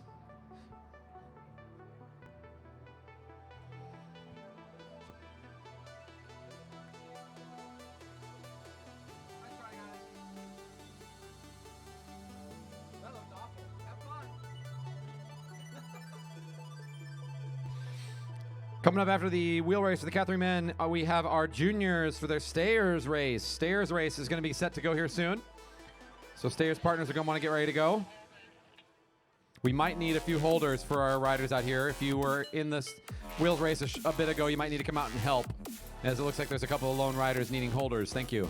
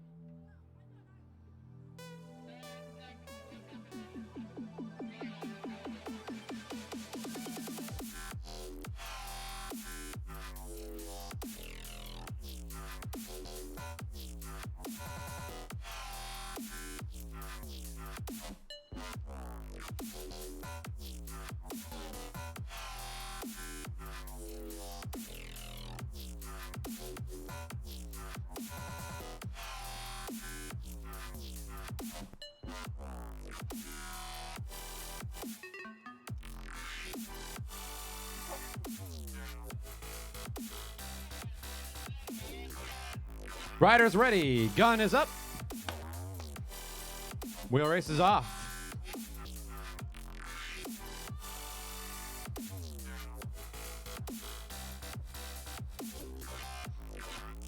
With the biggest disadvantage, Alex Siegel in the leader's jersey, Henry Kaiser in the black and blue, and right in front of him, Aidan Mcclinton in the white and red. And at 4 to go, Seahorn and Second Bar are going to work real hard together to try to stay away from the chasing riders. Leopold is the next closest in the white with the blue, number 302. Praedis alone trying to catch back on, as is Peter Snoblin in the gray, coming under the Greg Cycle sign. The 3 behind him are the strong riders in our field, the top 3 in our Omnium, so they're trying to get back into this race quickly. Didn't work so well in the Cat 1-2 men. The front of that field was just too fast and not enough time for things to change for our chasers. They knew that those riders were out of the race, and they just went for it. They're trying something similar here. We'll see if they're able to apply the same amount of pressure. At 3 to go, the chasers are getting closer.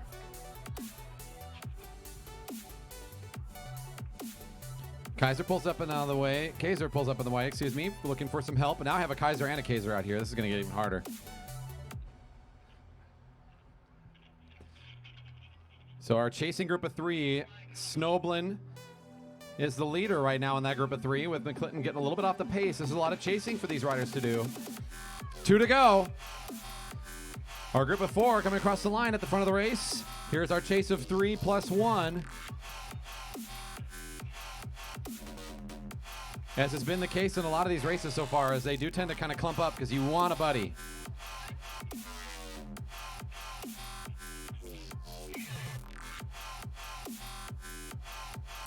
This is going to be a pretty good timing here. It looks like they might catch into the bell. They're going to be tired, but they're getting into it. Kaiser's doing a lot of work here. Siegel's got his wheel at 1 to go. 1 to go. Adam Leopold is the rider at the front. He's been in this front lead group for a while. Second ball right with him. Now comes the attack from our leader's jersey, trying to get in a good spot. He followed the wheels that he needed to follow, did some work to do this chase, and now he's going to find himself at the front. And Leopold in the lead out for the sprint for second place. Is this going to be Siegel riding away from this field? And Leopold up and out of the saddle trying to fight this thing a little bit. Oh, Leopold, I think will get the second place finish right in front of Second Baugh. A big effort from our chasing riders to even get close to that one. So a nice race there for the Cat 3 men. What might have been our most competitive stairs race. Excuse me, wheel race. The stairs race is coming up now.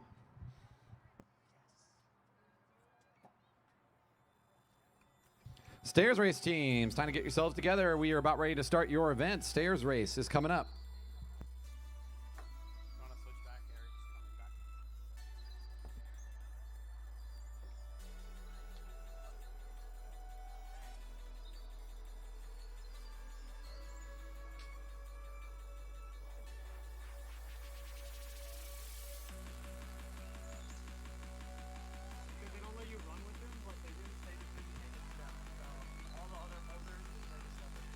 Stairs race participants are invited up to the rail. Looks like we got our groups together here. Stairs race teams can make their way to the rail.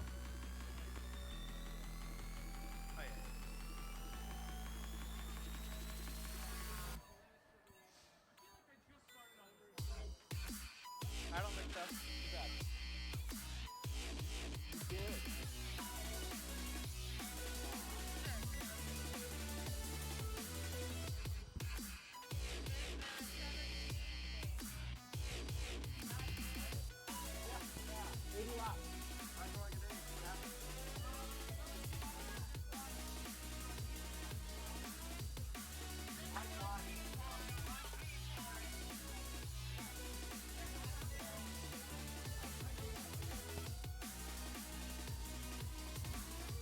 Looks like we are set to go.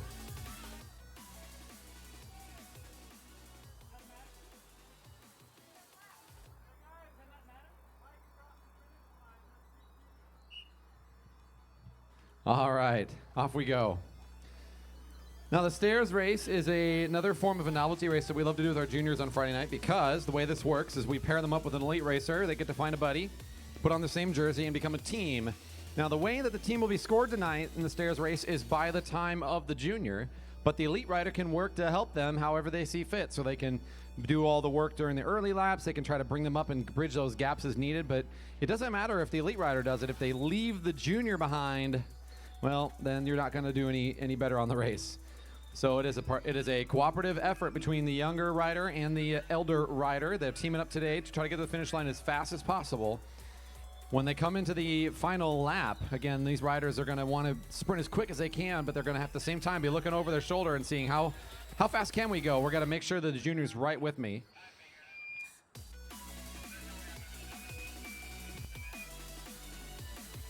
This one is a 10-lapper. We're on the neutral now. We're about to get them started out of turn 4. As long as they're together like they are now, we should be good to go.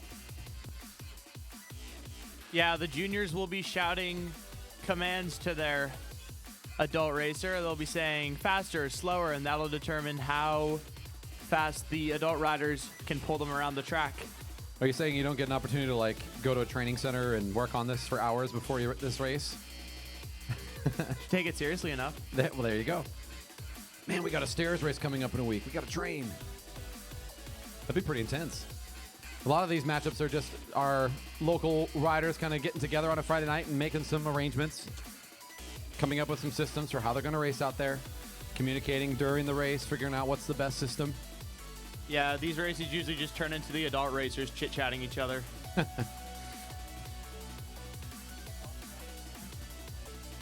9 to go. 9 to go.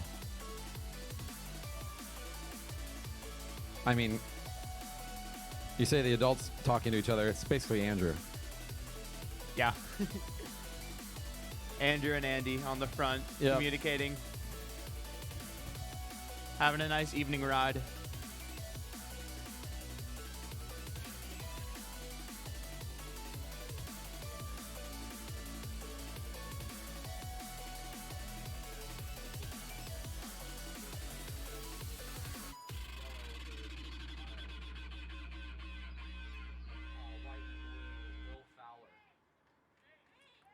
Eight laps to go for the field.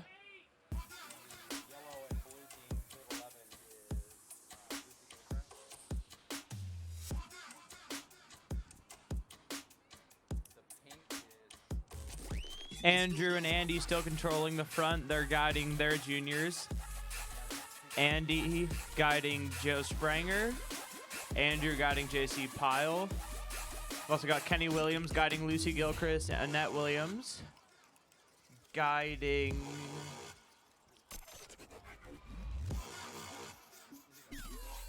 Annette guiding Indigo. Brennan Hodgins in the green guiding Cooper Bunn. And Steve Wilson's guiding Will Fowler. Now on the front in the checkered white and blue jersey. That makes our 7 teams. Look for a strong finish again between Joe and JC in this race. It's always interesting because when you add the strength of this lead rider for yourself as a kid, you got to think, oh man, I can go so much faster now. You still got to be able to keep up with them. The draft does help though. We'll see how these guys tend to play it out. They still have a couple laps to try some stuff out at 6 to go.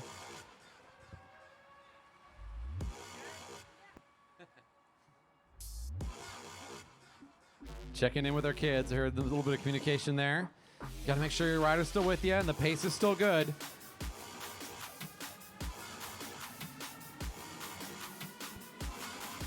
We've had a lot of junior things going on this evening. We've got 3 races featuring our juniors on this particular Friday night. We don't do that every week. We do that every once in a while as a kind of a nod to the fantastic work we're doing with young riders. And we would like to take this moment just to encourage you.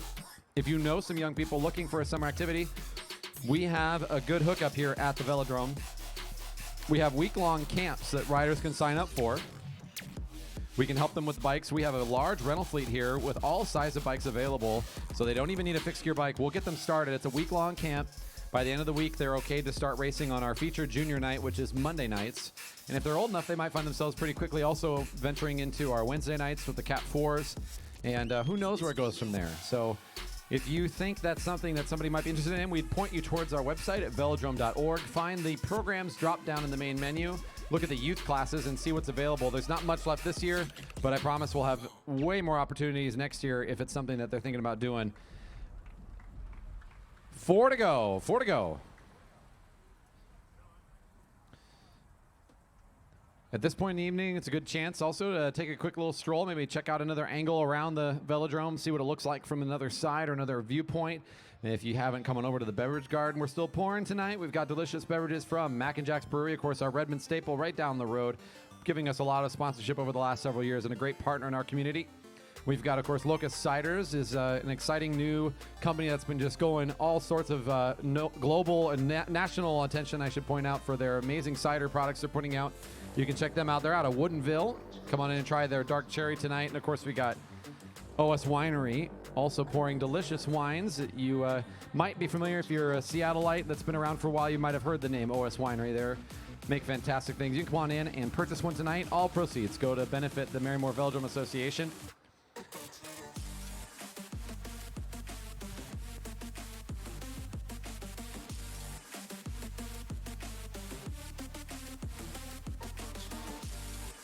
See the field's getting a little bit faster here as Steve Wilsons and Kenny Williams are just driving the pace on the front.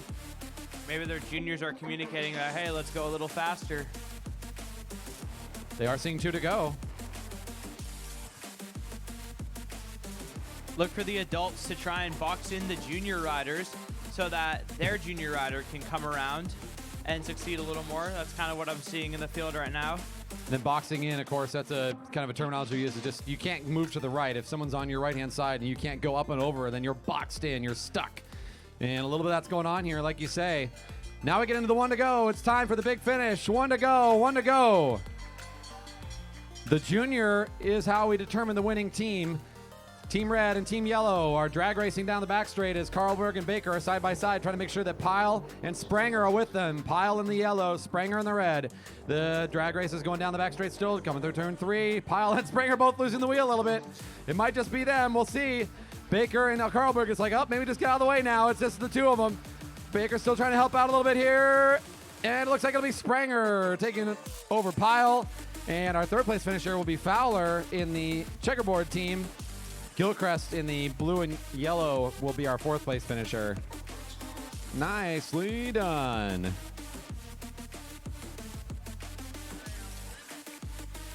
Women for the points race, come on down. Women for the points race. To the rail.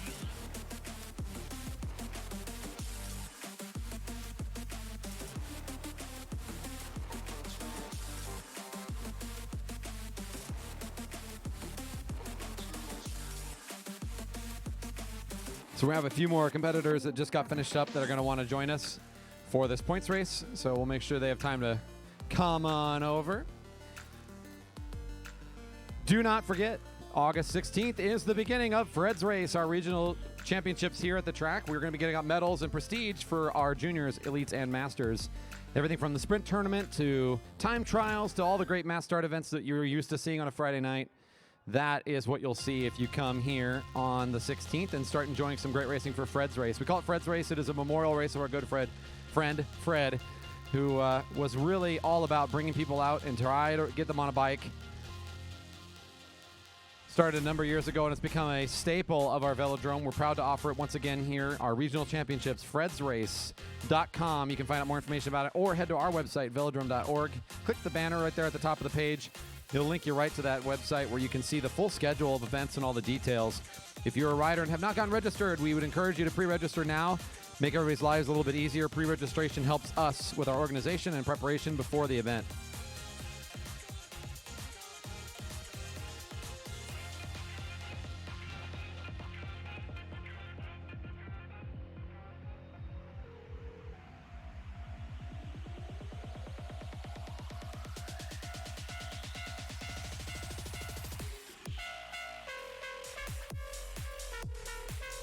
To close out our program this evening, we have 3 points races. The same type of race will occur 3 times in a row, just some different lengths for our groups. We'll have the same rules applied for each of these groups as we get started.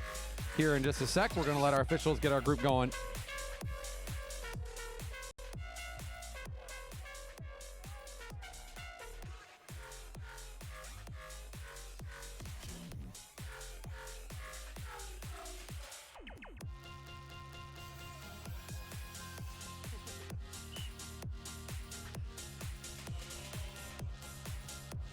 All right, off we go for our first points race of the evening. Our women competing in a 4x5. Points racing works the same for all of our fields. The basic rules are that we have sprints in the middle of the race that are worth a certain number of points. So if you're at the front of the lap on those points, front of the field on those laps, you get points. Man. On those sprints, you're going to get 5 points at the front. If you're in second, you get 3. Third rider gets 2. And the fourth rider across the line will get 1 point. That's 5, 3, 2, and 1 to lead the lap on those special laps. If you've got our schedule and you see that 4x5, that just means 4 sprints every 5 laps for a total of 20. So 4 sprints. The first bell will be at 16 with points on 15. Bell at 11 with points on 10. Bell on 6 with points on 5. And again, bell at 1 to go with points on the final lap. The final lap is worth double. So 10, 6, 4, and 2. Ties are broken by position on the final lap. That was a mouthful. I'll be sure to keep you up to date as the race goes, of where everybody's got, how many points they have, what positions they're all in. I'll do my best. Off we go. 20 laps of racing in the points race for our women. Our junior at the front of the field, Kelly Dali. So everybody right now tied up at 0 points. Again, we need to keep track of numbers, not positioning. Now, positioning, of course, how do you get points? You got to be in the right place at the right time. But you can win the race and not win the last sprint. That happens all the time in the points race. In fact, you could be off the front and not win the race. You could have a big solo effort at the end, and it doesn't even equate to a victory. It's all about your overall success and your tactic here in the race. I love the points race because it's a good synthesis of all sorts of skills. You need to sprint. You need to be able to recover. You need some tactics. You got to keep your head up. You got to figure out what's going on. You need to listen to the announcer, hear the points, and how that race is evolving. There's a lot of things to keep a track of when you're in the field in a points race. A little bit more than a scratch where you're really just trying to watch for the raw speed and the moves of the field. It's a little bit more of a pack mentality race. This one, you got all sorts of different ways to win it. It also happens to be a longer distance race most nights, so if you would like to use your endurance, this is the best opportunity to come out and try to earn a lot of points and see if you can move yourself up in the field. So we'll see how our women's field attempts this, our first of 3 points races now underway. We're seeing the laps showing 18 to go. The first bell is at 16 to go, so we're 2 laps out before we see it. Becca Kawaoka, kind of a newer name around here, has been showing up every week with the multicolored kit at the front, swinging up and out of the way.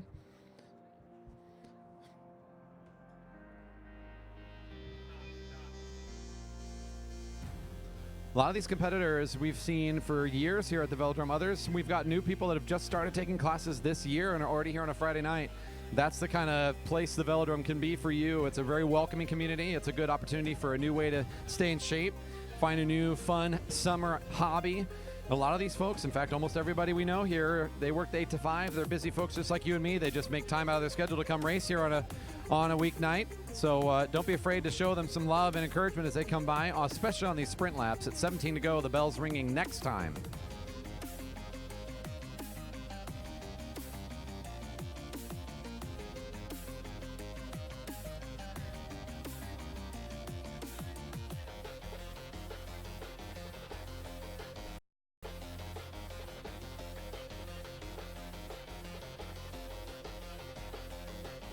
Field getting ready for the first sprint for points here. There's a little bit of an attack off the front.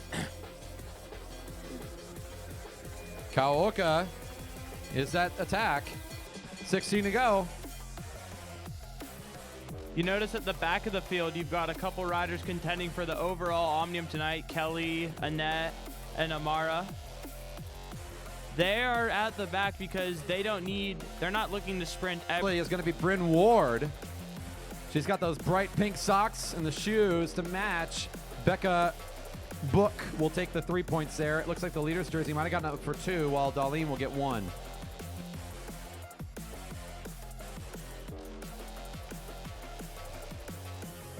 It is a long race with many sprints. So one must find the right time to go. Bryn thought that was her time, and it does work for her to get the early lead. I got her as our leader with 5.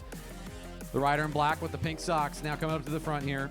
In second position is Becca Book, right behind her in the orange with 3 points. Leader's jersey has 2. That's Williams. And bib 113, Kelly Darlene for Jerry Baker Jr.'s with 1 is currently in 4th, unofficially.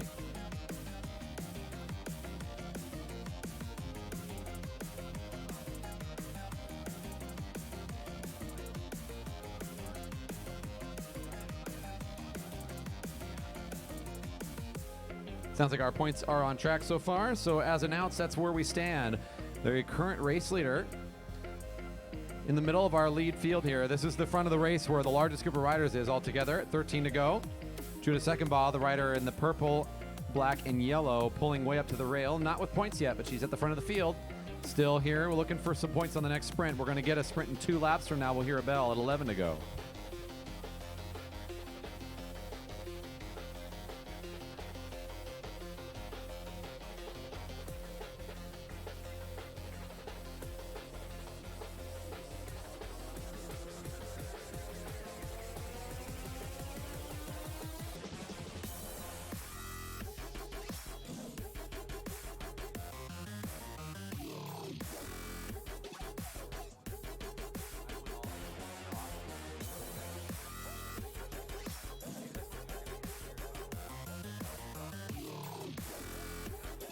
Twelve to go. 1 lap until the next point sprint of the field. Again, just kind of sitting up, getting ready to make that move and see who's going to engage first, as there's kind of a move over the top. Judah Secondbaugh will launch from the back in that brief pause. It's like everybody's kind of holding their breath, like we know it's about to be fast, but who's going to do it? Secondbaugh will be the one to pull the effort this time. Points next lap. A win in this race and in the Omnium, so you can see behind that you've got Darlene, Book, and Williams now opening up their sprint to try and get some points here and just keep themselves up there in that contention. Secondbaugh with a nicely timed effort will be the one coming to the front, and she'll find the 5. Becca Book looking to pick up the 3. Annette Williams will get 2 more, and Darlene will get 1 more.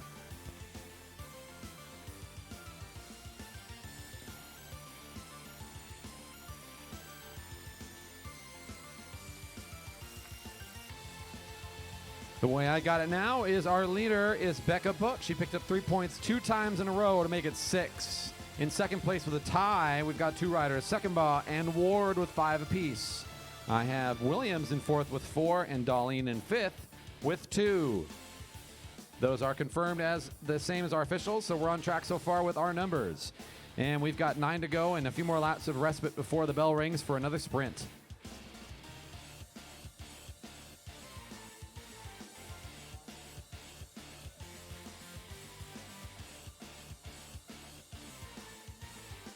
What you said about a tie for second place is interesting because obviously in the final standings there can't be a tie overall. So on the last lap, if there's a tie for points, the tie will be broken on the finishing position of the two riders tied for first. So let's say Kelly and Annette both had the same amount of points, but Annette won the last sprint. Annette would come out in the results ahead of Kelly. Which is why we're going to try to do our best to keep the points all the way to that last sprint. So in case there's any potential ties, we can watch that final sprint with great anticipation. Also worth remembering, the final sprint worth double. Right now, the most number of points any rider has is 6. So we haven't made it too far, and nobody's really built up a strong lead yet. It's really still anybody's race in this field. The current race leader does find herself at the front again. Becca in the orange. Becca Book. Only leading by a point over 2 riders right behind her. 7 to go. Bell next time.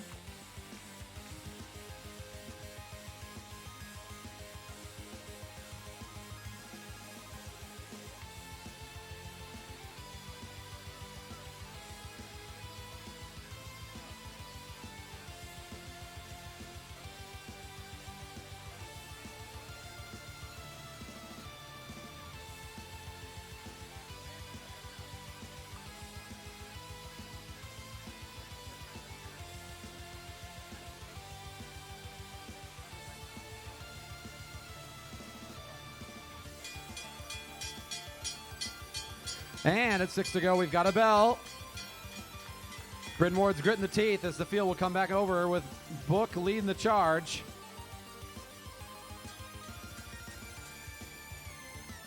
Group of 4 off the front now for this sprint. As Dali seems to be making a bit of a move over the top of Williams. Trying to do a little bit of what you're mentioning in the stairs race, maybe trying to keep a net down in that sprinter's lane. But as we come to the line, it'll be Seckenbaugh that's going to find the spotlight here for 5. Give 3 to Darlene, 2 to Williams, and 1 to Book.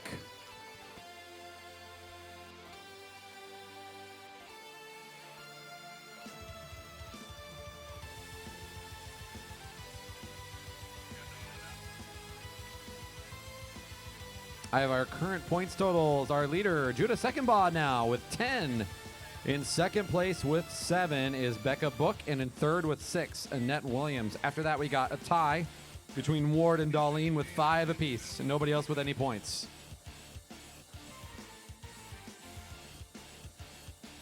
Four to go, 1 sprint left, and it's worth 10. Hey, look at that. The leader's got 10 points. This could be interesting.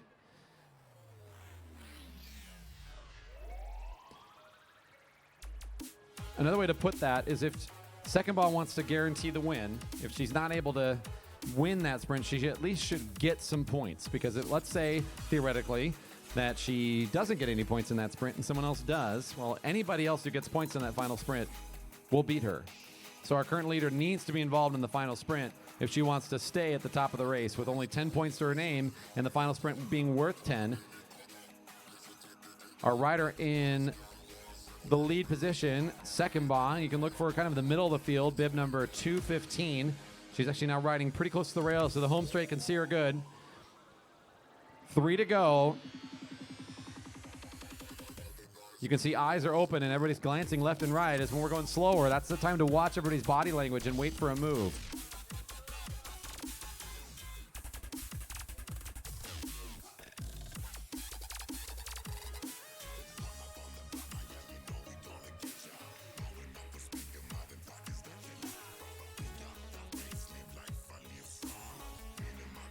Kaoka trying to make things go fast here on the back straight. A whole lap up from the bell, but she figures, I don't think I can sprint against him. I'm just going to try and go hard a little early. Kaoka now in the front. Book right behind her. Our race leader at the third wheel, now second wheel position in the purple and black.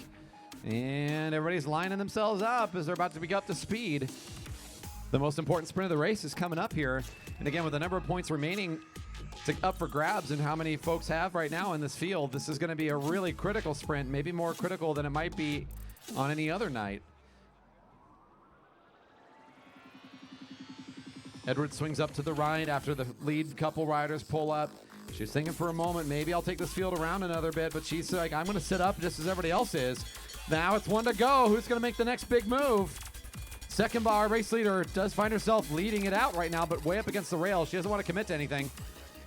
She's looking down and seeing Bryn Ward's trying to go, which will force her to go as well.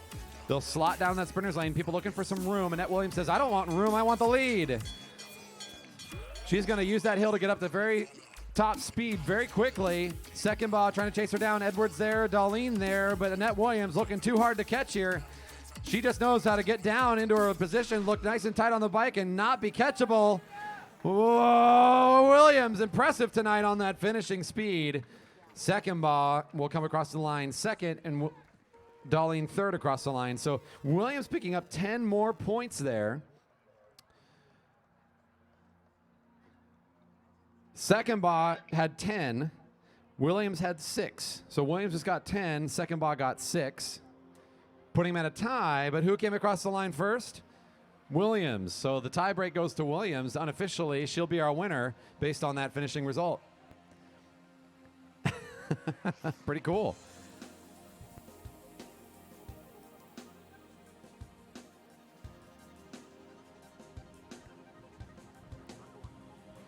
Coming up, our next race is the Cat 1-2 men and their points race. We have a 40-lap event, an 8x5. On deck will be the Cat 3 men, our last race of the evening, a 6x5 points race coming up next.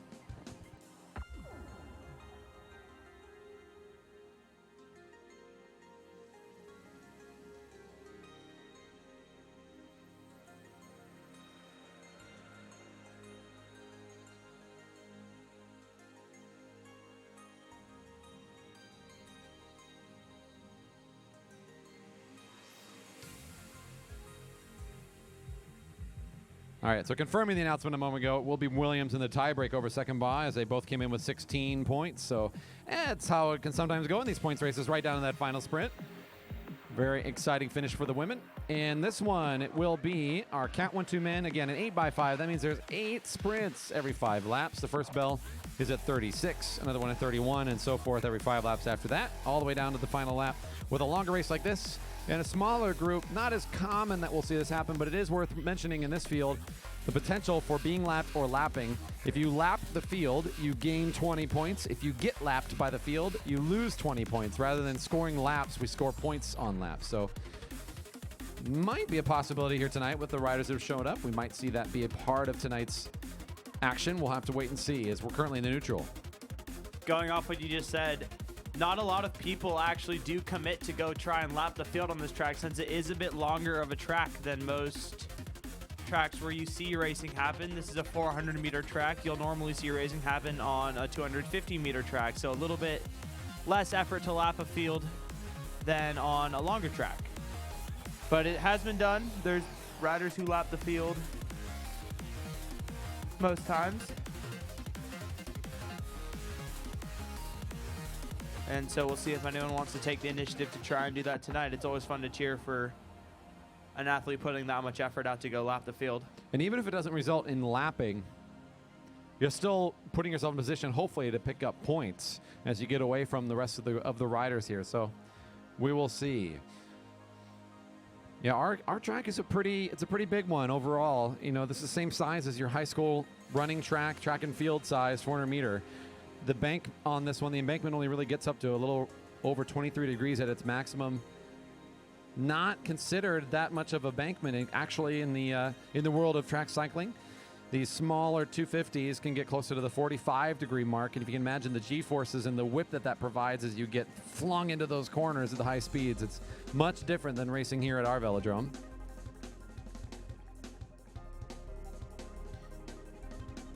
Good on the crowd for catching the podiums that I wasn't paying attention to.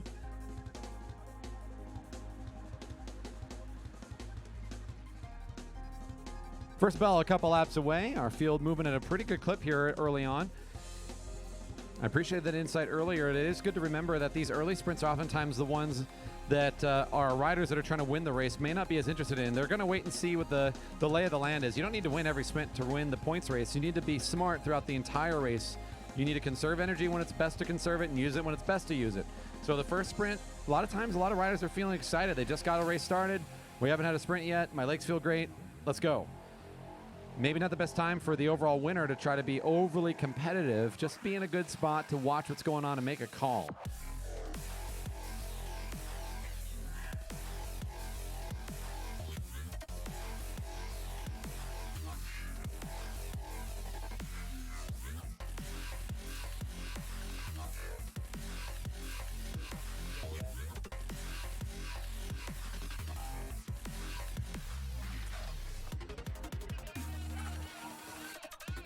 Points next lap. Points next lap.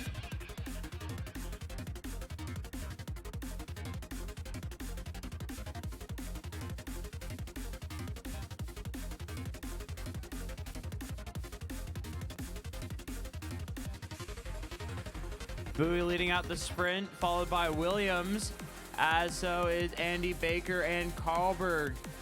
Looking to get points here. Williams, Bowie. Bowie will get the 5. And it looks like either Baker or Williams got the 3. As Bowie's just going to continue this effort here. Baker chasing that down fast.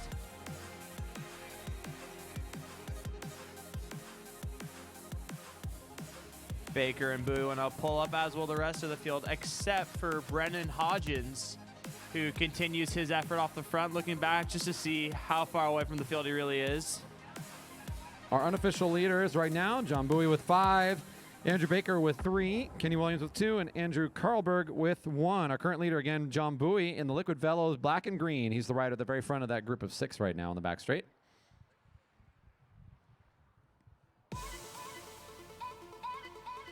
So all of our Omnium leaders competing in that particular sprint.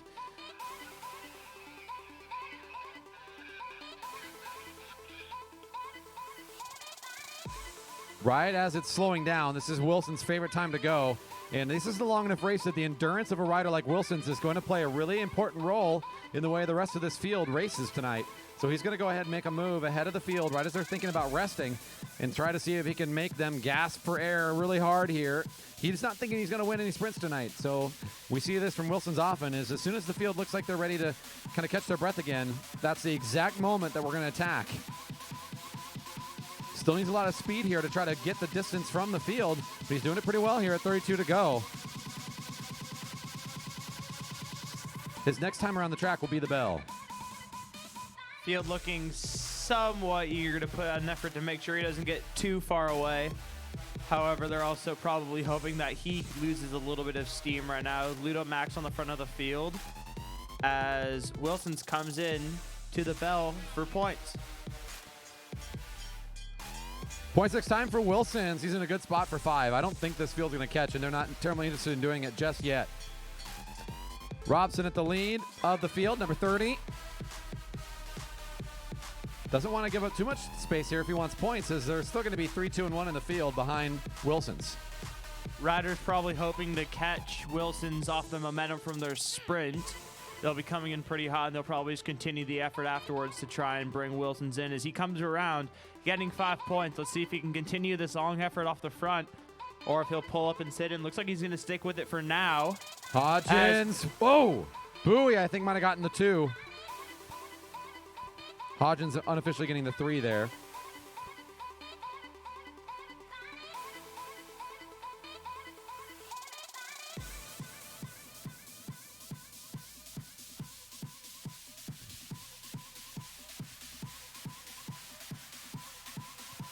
So it was Hodgins 3, Bowie got 2 more, Williams got 1. I have our current race leader as John Bowie still with 7. In second place is Wilson's with 5. In third place is a 3-way tie between Williams, Baker, and Hodgins. They all have 3 points. Karlberg has 1 point, unofficially.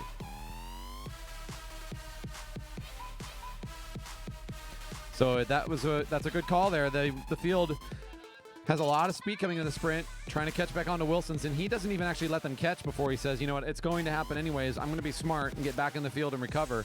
This is a great way for me to get 5 points. I just need to let my legs rest a little bit in this field and then try it again later. See if I can continue to earn points by getting off the front like that.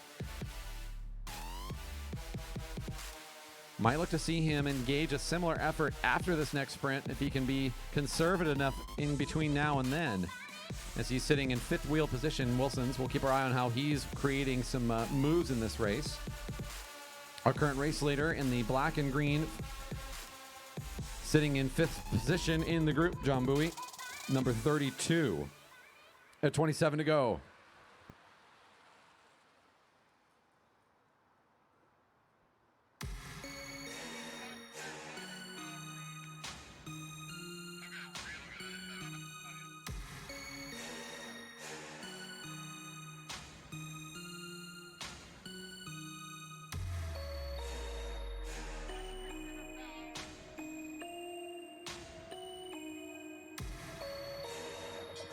Our next sprint getting going here. Our instigator at the front, but not instigating a whole lot right now. He's carrying the momentum at 26 to go. I think he's expecting somebody in the field to start accelerating, but since no one's coming, he's going to go ahead and put an effort in himself and see what happens with it.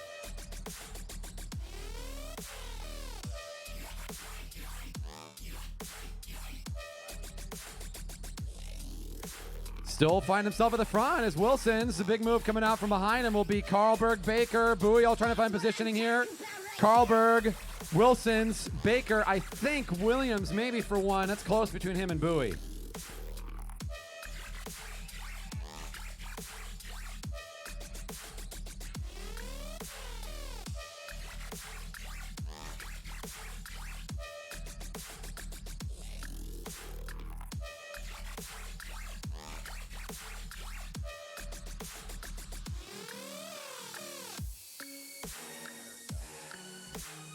And now Willem Kaiser in the black and yellow will take his turn applying some speed here at the front.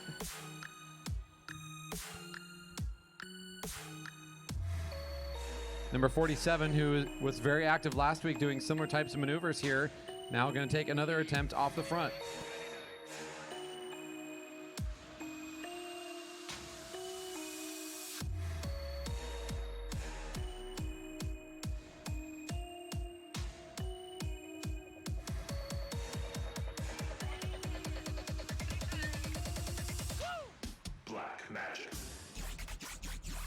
I have unofficially in the lead of the race, Wilson's with 8. In second, Bowie with 7. Carlberg in third with 6. And Baker in fourth with 5. Williams after that with 4 points. Hodgins with 3 after that. It's going to be just 1 point separating each of our riders. And those numbers are matching our officials' records right now. So it goes 8, 7, 6, 5, 4, 3 in the points right now.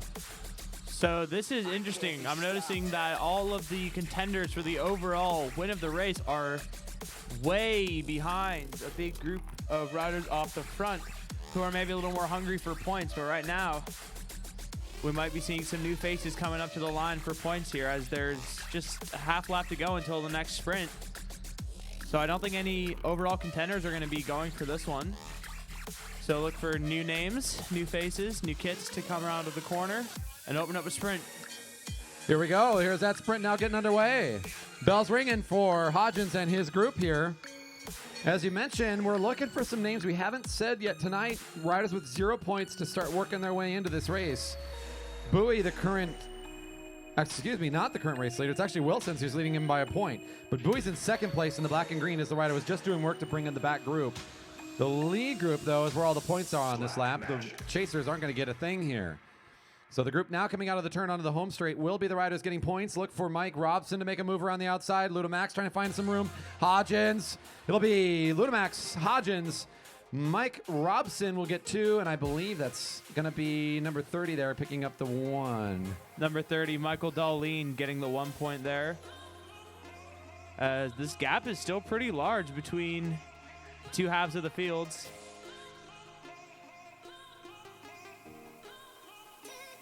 Didn't really seem to get that much smaller in between this sprint either. So we'll see how these riders in the back half want to play it, as they need to at some point figure out a way to make their way up into that lead group. Otherwise, their standings overall at the end of this race might go down.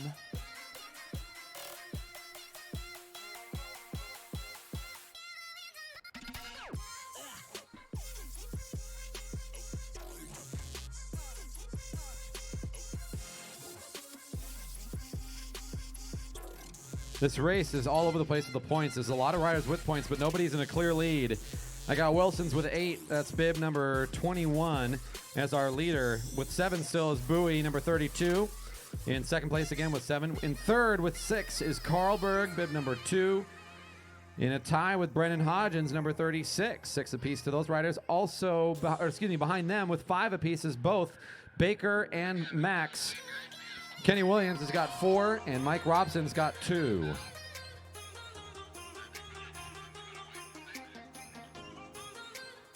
Here's our lead group just now crossing the line at 17 to go, and our chasing group of 6. Sprint's next lap, so we'll see if this group off the front can survive more and maybe shake things up in the overall point standings. As if they stay off the front, again, there will be no points available for the leaders in the race, as they have significantly closed this gap. Andy Baker on the front of that second group, gonna make contact right as the bell is ringing for points at 16 to go. Hodgins on the front. Hodgins has a good point standing right now, and he's gonna do some work to try to get into this next sprint. He doesn't want to lose positioning here tonight. Very few points separating the top of this field right now, as we've got what looks to be about 5 riders all within 3 points of each other. Kenny Williams coming out of the turn. Look out for bib number 1. I want some points tonight. And Robson for 3. Ludamax for 2. And Brennan Hodgins will get enough to find 1 there.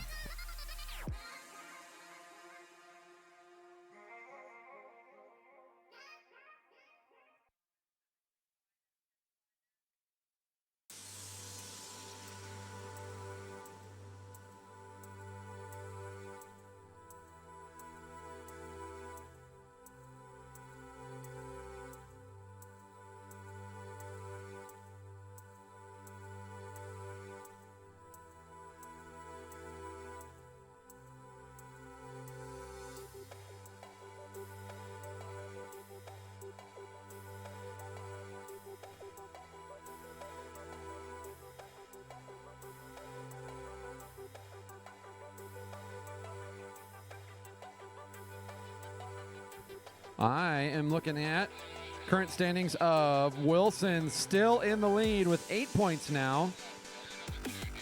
Hodgins, Bowie, and Max all tied with 7 points apiece at second place. Again, those riders tied at second. Bowie, Hodgins, and Max with 7 apiece.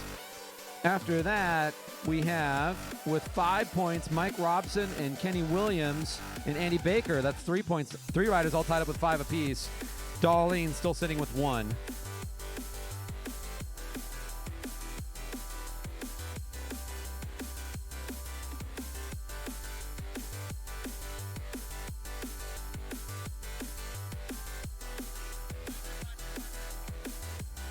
$12 to go. Bell next lap.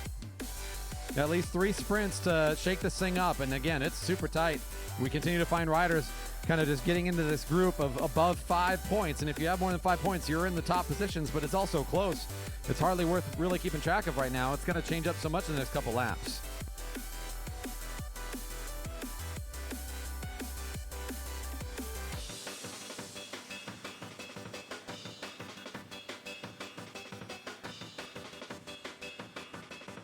Kaiser off the front as he gets the bell at 11 to go. Field kind of waiting.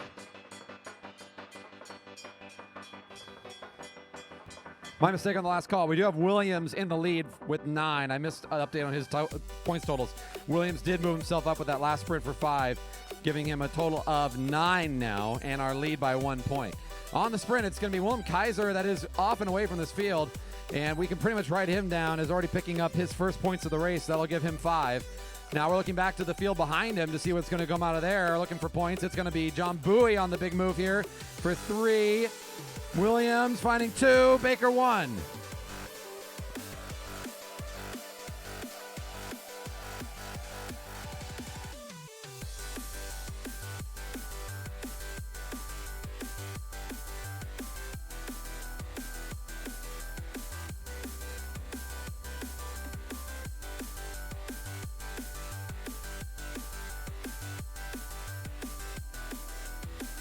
Williams still our race leader after the points added there. I got him down as having 11 in the lead. Our second place rider is now Bowie with 10. In third is Wilson's with 8. Ludamax with 7, as well as Brennan Hodgins are tied up for fourth. After that, I got Baker with 6, Mike Robson and Willem Kaiser with 5.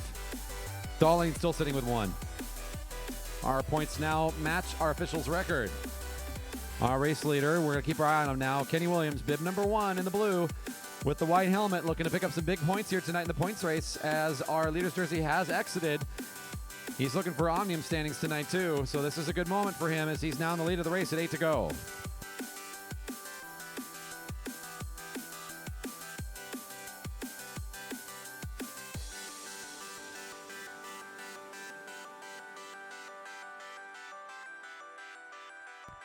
Gonna go again. It's gonna be Kaiser off the front as everybody's sitting up high. Perfect time to move.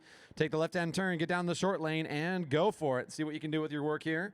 Willem Kaiser getting away from the field, who's just sitting up and letting him do this. He might be able to find himself in a top 3 position in no time. Nice move here for Scad Racing. He says, I'm not tired yet. Why are you guys? 7 to go in the field. Does pull down into the sprinter's lane and has started to stretch them out a little bit. That's the signal that they are beginning to accelerate.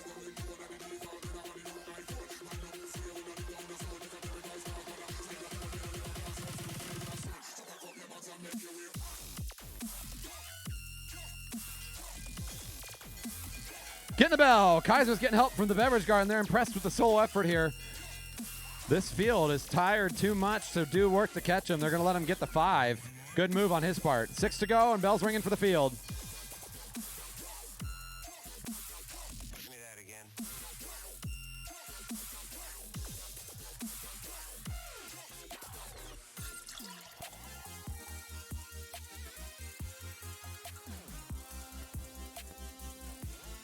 Kaiser coming in for another 5. He's now sitting at 10. He wants help from the home field here. 5 to go. The big sprint coming for more points for Williams for 3. Bowie will get 2. Baker 1.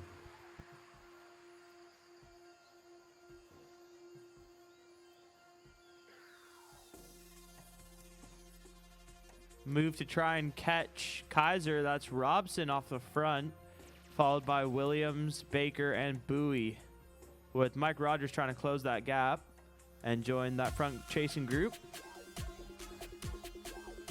Kaiser still pushing it off the front.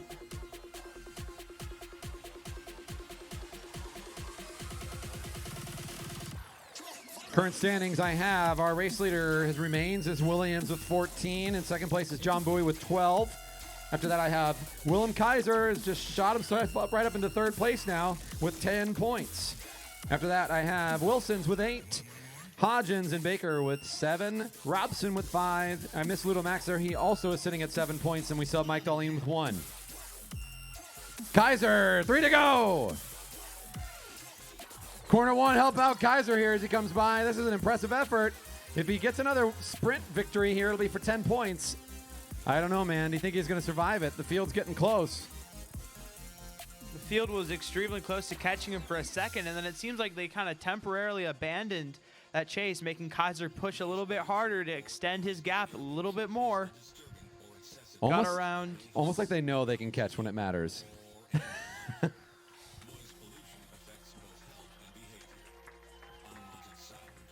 2 to go.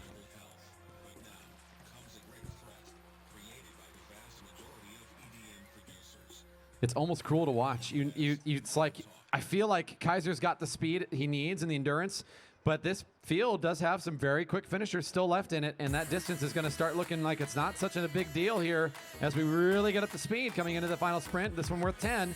Here they come. Let them hear it, folks. Here comes Kaiser on his last lap. 1 to go. 1 to go.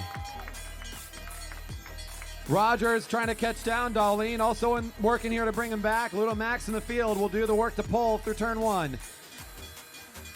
Our race leaders are in the middle of that field. The third wheel position is John Bowie, and back in the middle is Williams. But at the front right now, it's Mike Rogers capitalizing on this window he's found himself in. Darlene right with them. Looking to find the 10 points. Now the big sprint coming from the field. This could be pretty busy coming out of turn 4. It's Mike Rogers at the front. Here comes Hodgins. Here comes Bowie. Oh, man. Dali takes the middle of the track and holds on in what is a very messy bunch of riders coming in for the sprint. I think Bowie might have gotten the 6 in that, just edging out Baker and Hodgins. And if I'm not mistaken, that might be good for the victory. He had 12 before, add 6, make it 18. That's a good points total. I think that might be Bowie's race. Extremely unofficially right now. Yeah, we're never the results. Nice racing for our Cat 1-2 men in their last race of the night. In just a second, we're going to bring up our last field for the evening.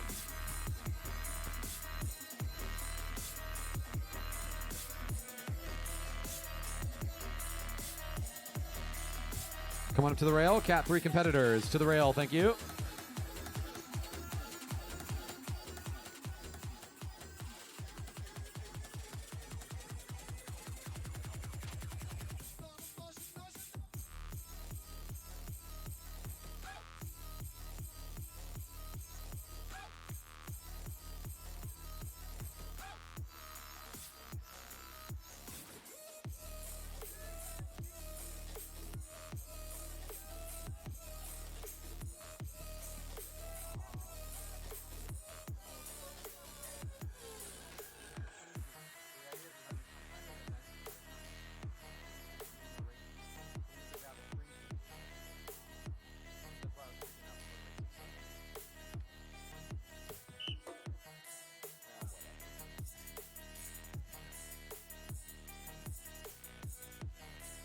And off for the neutral lap. It is our final race of the night. Our Cat 3s competing in a 30-lap 6x5 points race.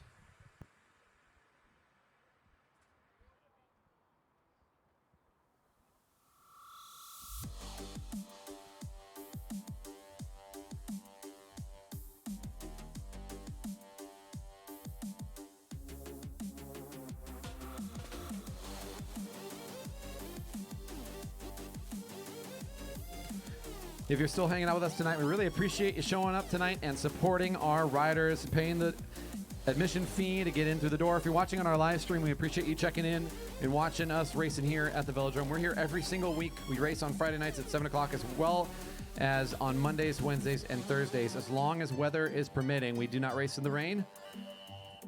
So we hope that you had enough fun to maybe come back and try it again, or if you would like to see more about what we're doing here at the Velodrome and didn't catch all the updates I was giving here from the microphone, at least catch this one.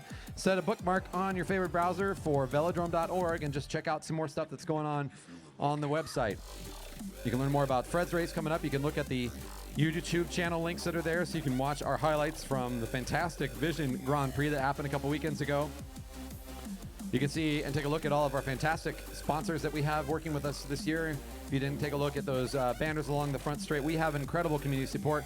Talking about community support, if you would also like to learn more about how you can donate to our program or maybe even help us with our auction in the off season, if you have maybe some kind of an item or a service or a vacation home or, you know, some tickets to a cruise.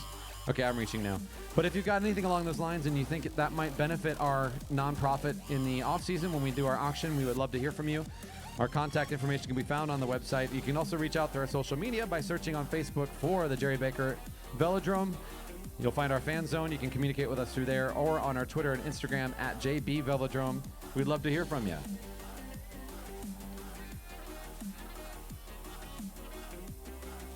Once again, the points racing here for our Cat 3 men. The standings are, everybody's got 0 points at the start. We got to keep track of how these sprints go on. There will be 6 of them in total to determine tonight's winners. Our first sprint will be coming up here in a couple of laps.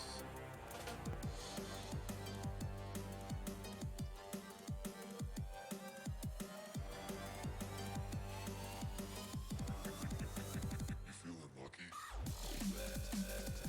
27 to go. Bell next time.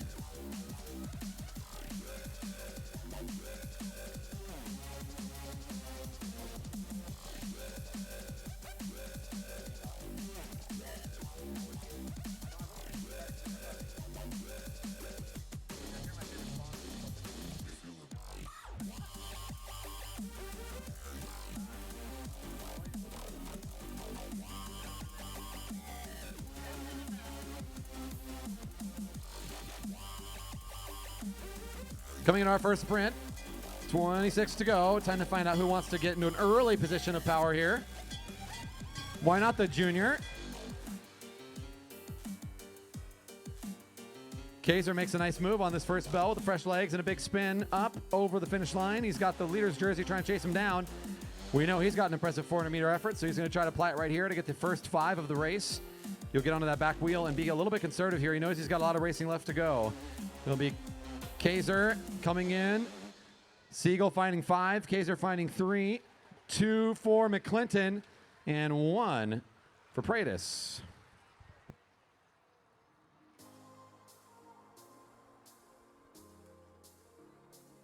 The big move off the front by Kaiser allowed Siegel to kind of pick up Kaiser's draft a bit, slide into that slipstream, and just get pulled all the way up until he could come around. That is an advantage as Kaiser took away a lot of wind resistance for Siegel. Still seemed like he had to do a fair amount of effort to kind of get up to that wheel, as Kaiser very quickly can get on top of his gears and move quickly out from the field, considering everything about his size, speed, agility, and of course his gearing compared to his competitors out there.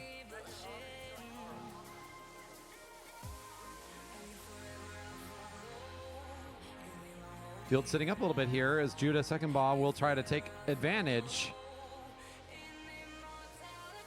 Kaiser's thinking about trying to match this move as well. Secondbaugh will abandon as she sees the speed of the junior behind her, as well as Siegel joining in on that one. 23 to go with a bell in 2 laps. Our early race leader, Alex Siegel with 5, Henry Kaiser in second with 3, Aidan Mcclinton in third with 2, and Carl Pratis in fourth with 1.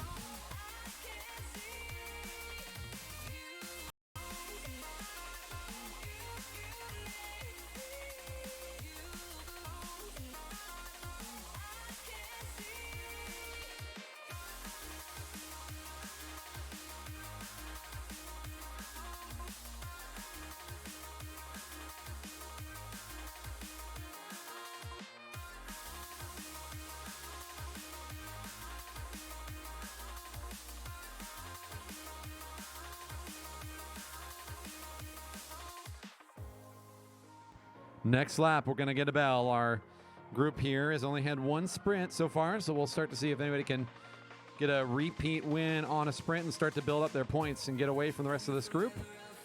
Or if we'll see kind of what happened in the last race, and it'll be a wide spread of riders all taking a share of it.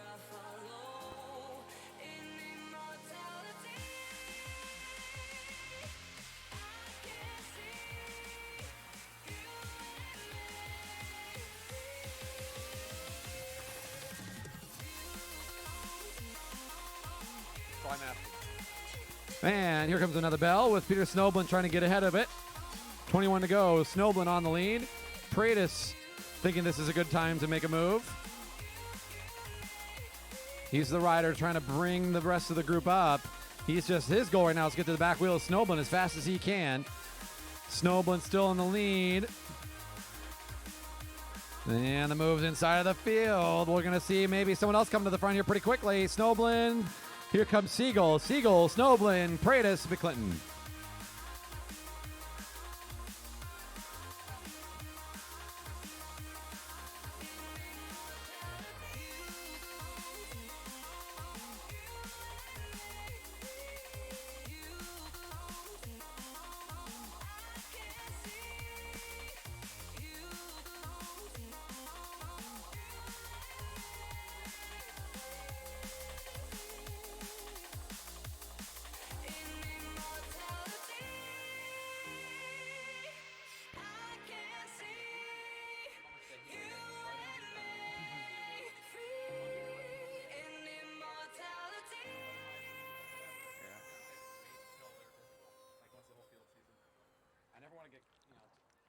I never want to be told that I changed the outcome of the race. Adam Leopold off the front. Looks like Snoblin's going to try and draw this one back, pulling up now, letting Pratis draw back as Leopold will surrender this attack. Our leader right now is Alex Siegel with 10, the leader's jersey. In second place are 4 riders, the riders with 3 points each. Henry Kaiser, Aidan Mcclinton, Peter Snowblin, Carl Pratis, all tied up at second place with 3 apiece. So the race leader is also the Omnium leader, the rider in that neon jersey at the back of the field right now with 10 points, and by far the strongest lead so far. Everybody else either has no points or has picked up 3 in this race at this point. Basically, we've had 2 different riders win the 3-point sprints, and the riders that won 1 and 2 on the 1 sprint switched places the next time. That was the way that we ended up here with 4 riders with 3 apiece. Looking at 17 to go. Bell next lap. That'll be at our halfway point in our points race. Race leader still resting a little bit, waiting for his next opportunity.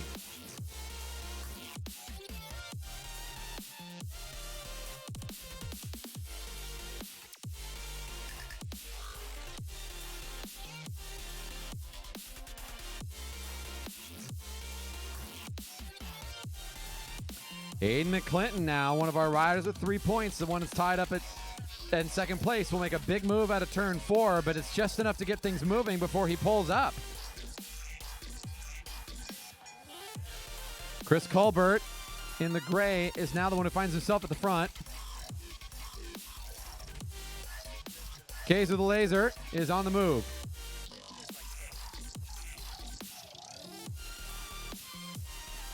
And the junior will make the move to get to the front pretty quickly, and is trying to hold on for 5 as it looks like he's on pace to do so.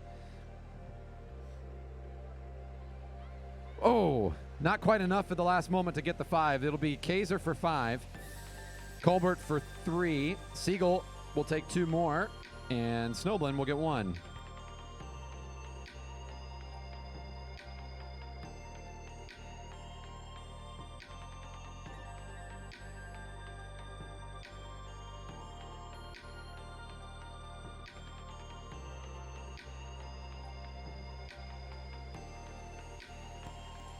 Group of 5 riding high right now, as another group of 5 is chasing down low, trying to get back up to that group after the sprint. Kit Colbert leading the front group now. Our current point standings is Alex Siegel in the lead with 12 points. In second place now is Henry Kaiser with 8. In third, I have Peter Snowblin with 4. And a tie for fourth place between Mcclinton, Pratis, and Colbert, all with 3 apiece. And those match our officials' results.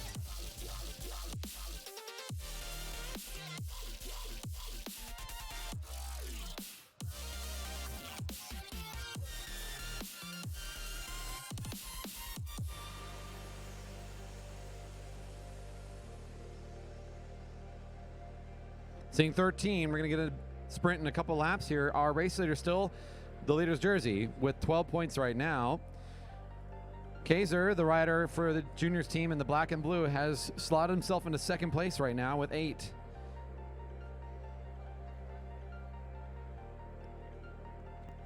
Big attack under the field, kind of catching them by surprise. It's Brett Seahorn.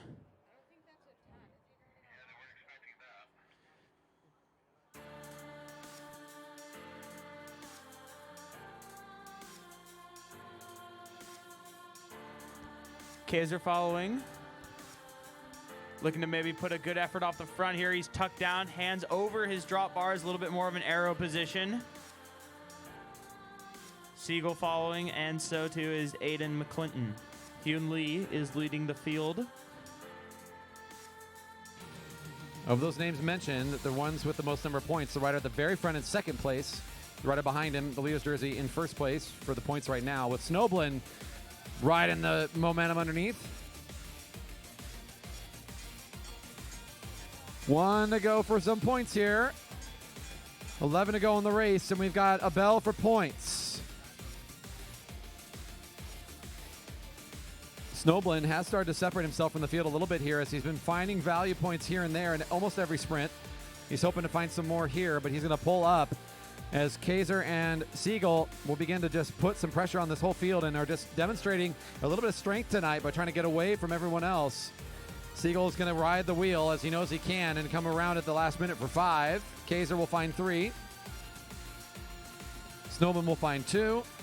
And Leopold gets the 1.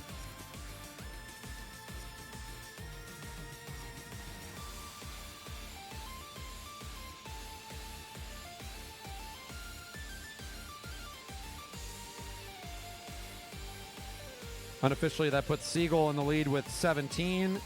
Kaiser in second with 11. Snowblin in third with 6. Pratis, Mcclinton, and Colbert in fourth with 3. Adam Leopold now joins the riders with points at 1. 9 to go. We have 2 sprints left. Kit Colbert off the front, the rider in the gray, and the rest of the group kind of looking at each other, deciding who's going to be the next rider to dive in and do some work.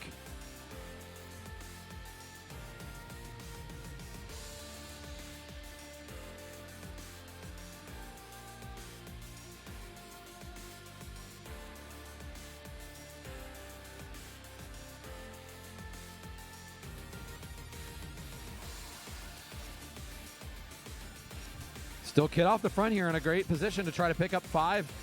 He currently has 3, so if he got a nice payout here on this next sprint, he would certainly move up in the finishing standings if we were to end the race right here. So this is a good move for Kit. Still away from the rest of the field.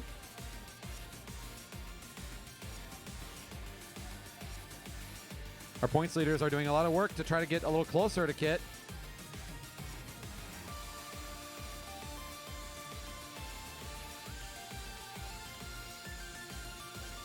Needs another lap to be able to hear the bell. Our leader is still getting away from the field, but they're starting to organize nicely. First off, the work of Kaiser, and now Snowblin and Siegel taking their turns at the front as well, trying to keep this thing moving. Field still got a lot of work to do in around 1.5 laps if they want to get back up there to try and get the 5 points, as Colbert's still off the front. Comes into the bell lap.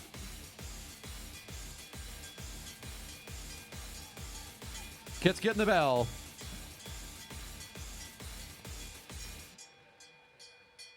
Maybe serving as a little bit of a carrot on the stick here for our group. A little bit of motivation to get up there. If they don't catch in time, they lose out on the 5 points.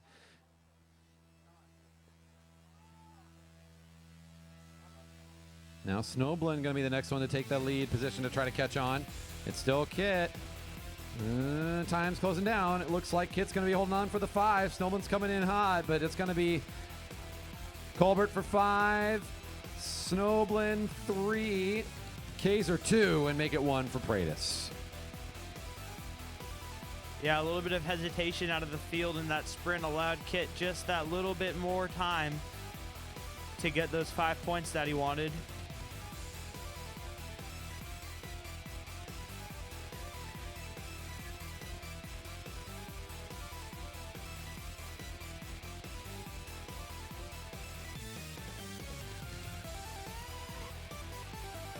So the leader gets caught. Some riders kind of sitting up high as they did the work they need to do. They sit in the slow lane and let riders kind of get back together again. At 4 to go, we got 1 sprint, and it's a big one. It's the double sprint on the end of the race as Second Ball will try to reinitiate some speed. 4 to go.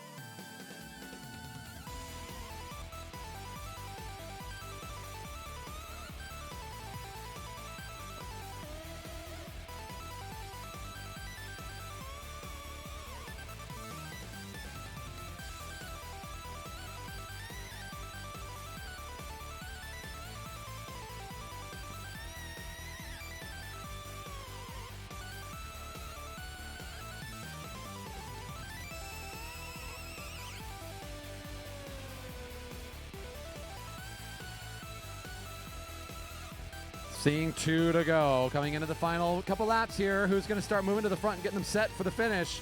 Why not? Hughley wants to start moving. 2 to go. Our race leader, still the leader's jersey with 12. Still wants to find points in this final sprint to ensure his victory, as he would hate to see Kaiser come in and pick up some more points here at the end, and him not to get any in that process. He would lose the lead, so he definitely wants to participate in this last sprint. He's now 6th wheel right behind the rider in second place. That's a smart place to be. He's watching the rider who could beat him right now. 1 to go. Off we go on the final lap. Second place is sprinting, and first place is going to follow him.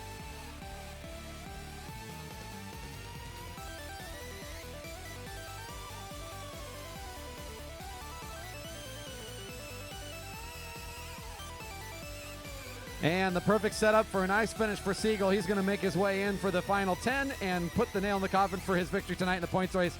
How about one round of applause here tonight for our Cat 3 men, all of our competitors, for a good race night here at Friday Night Racing.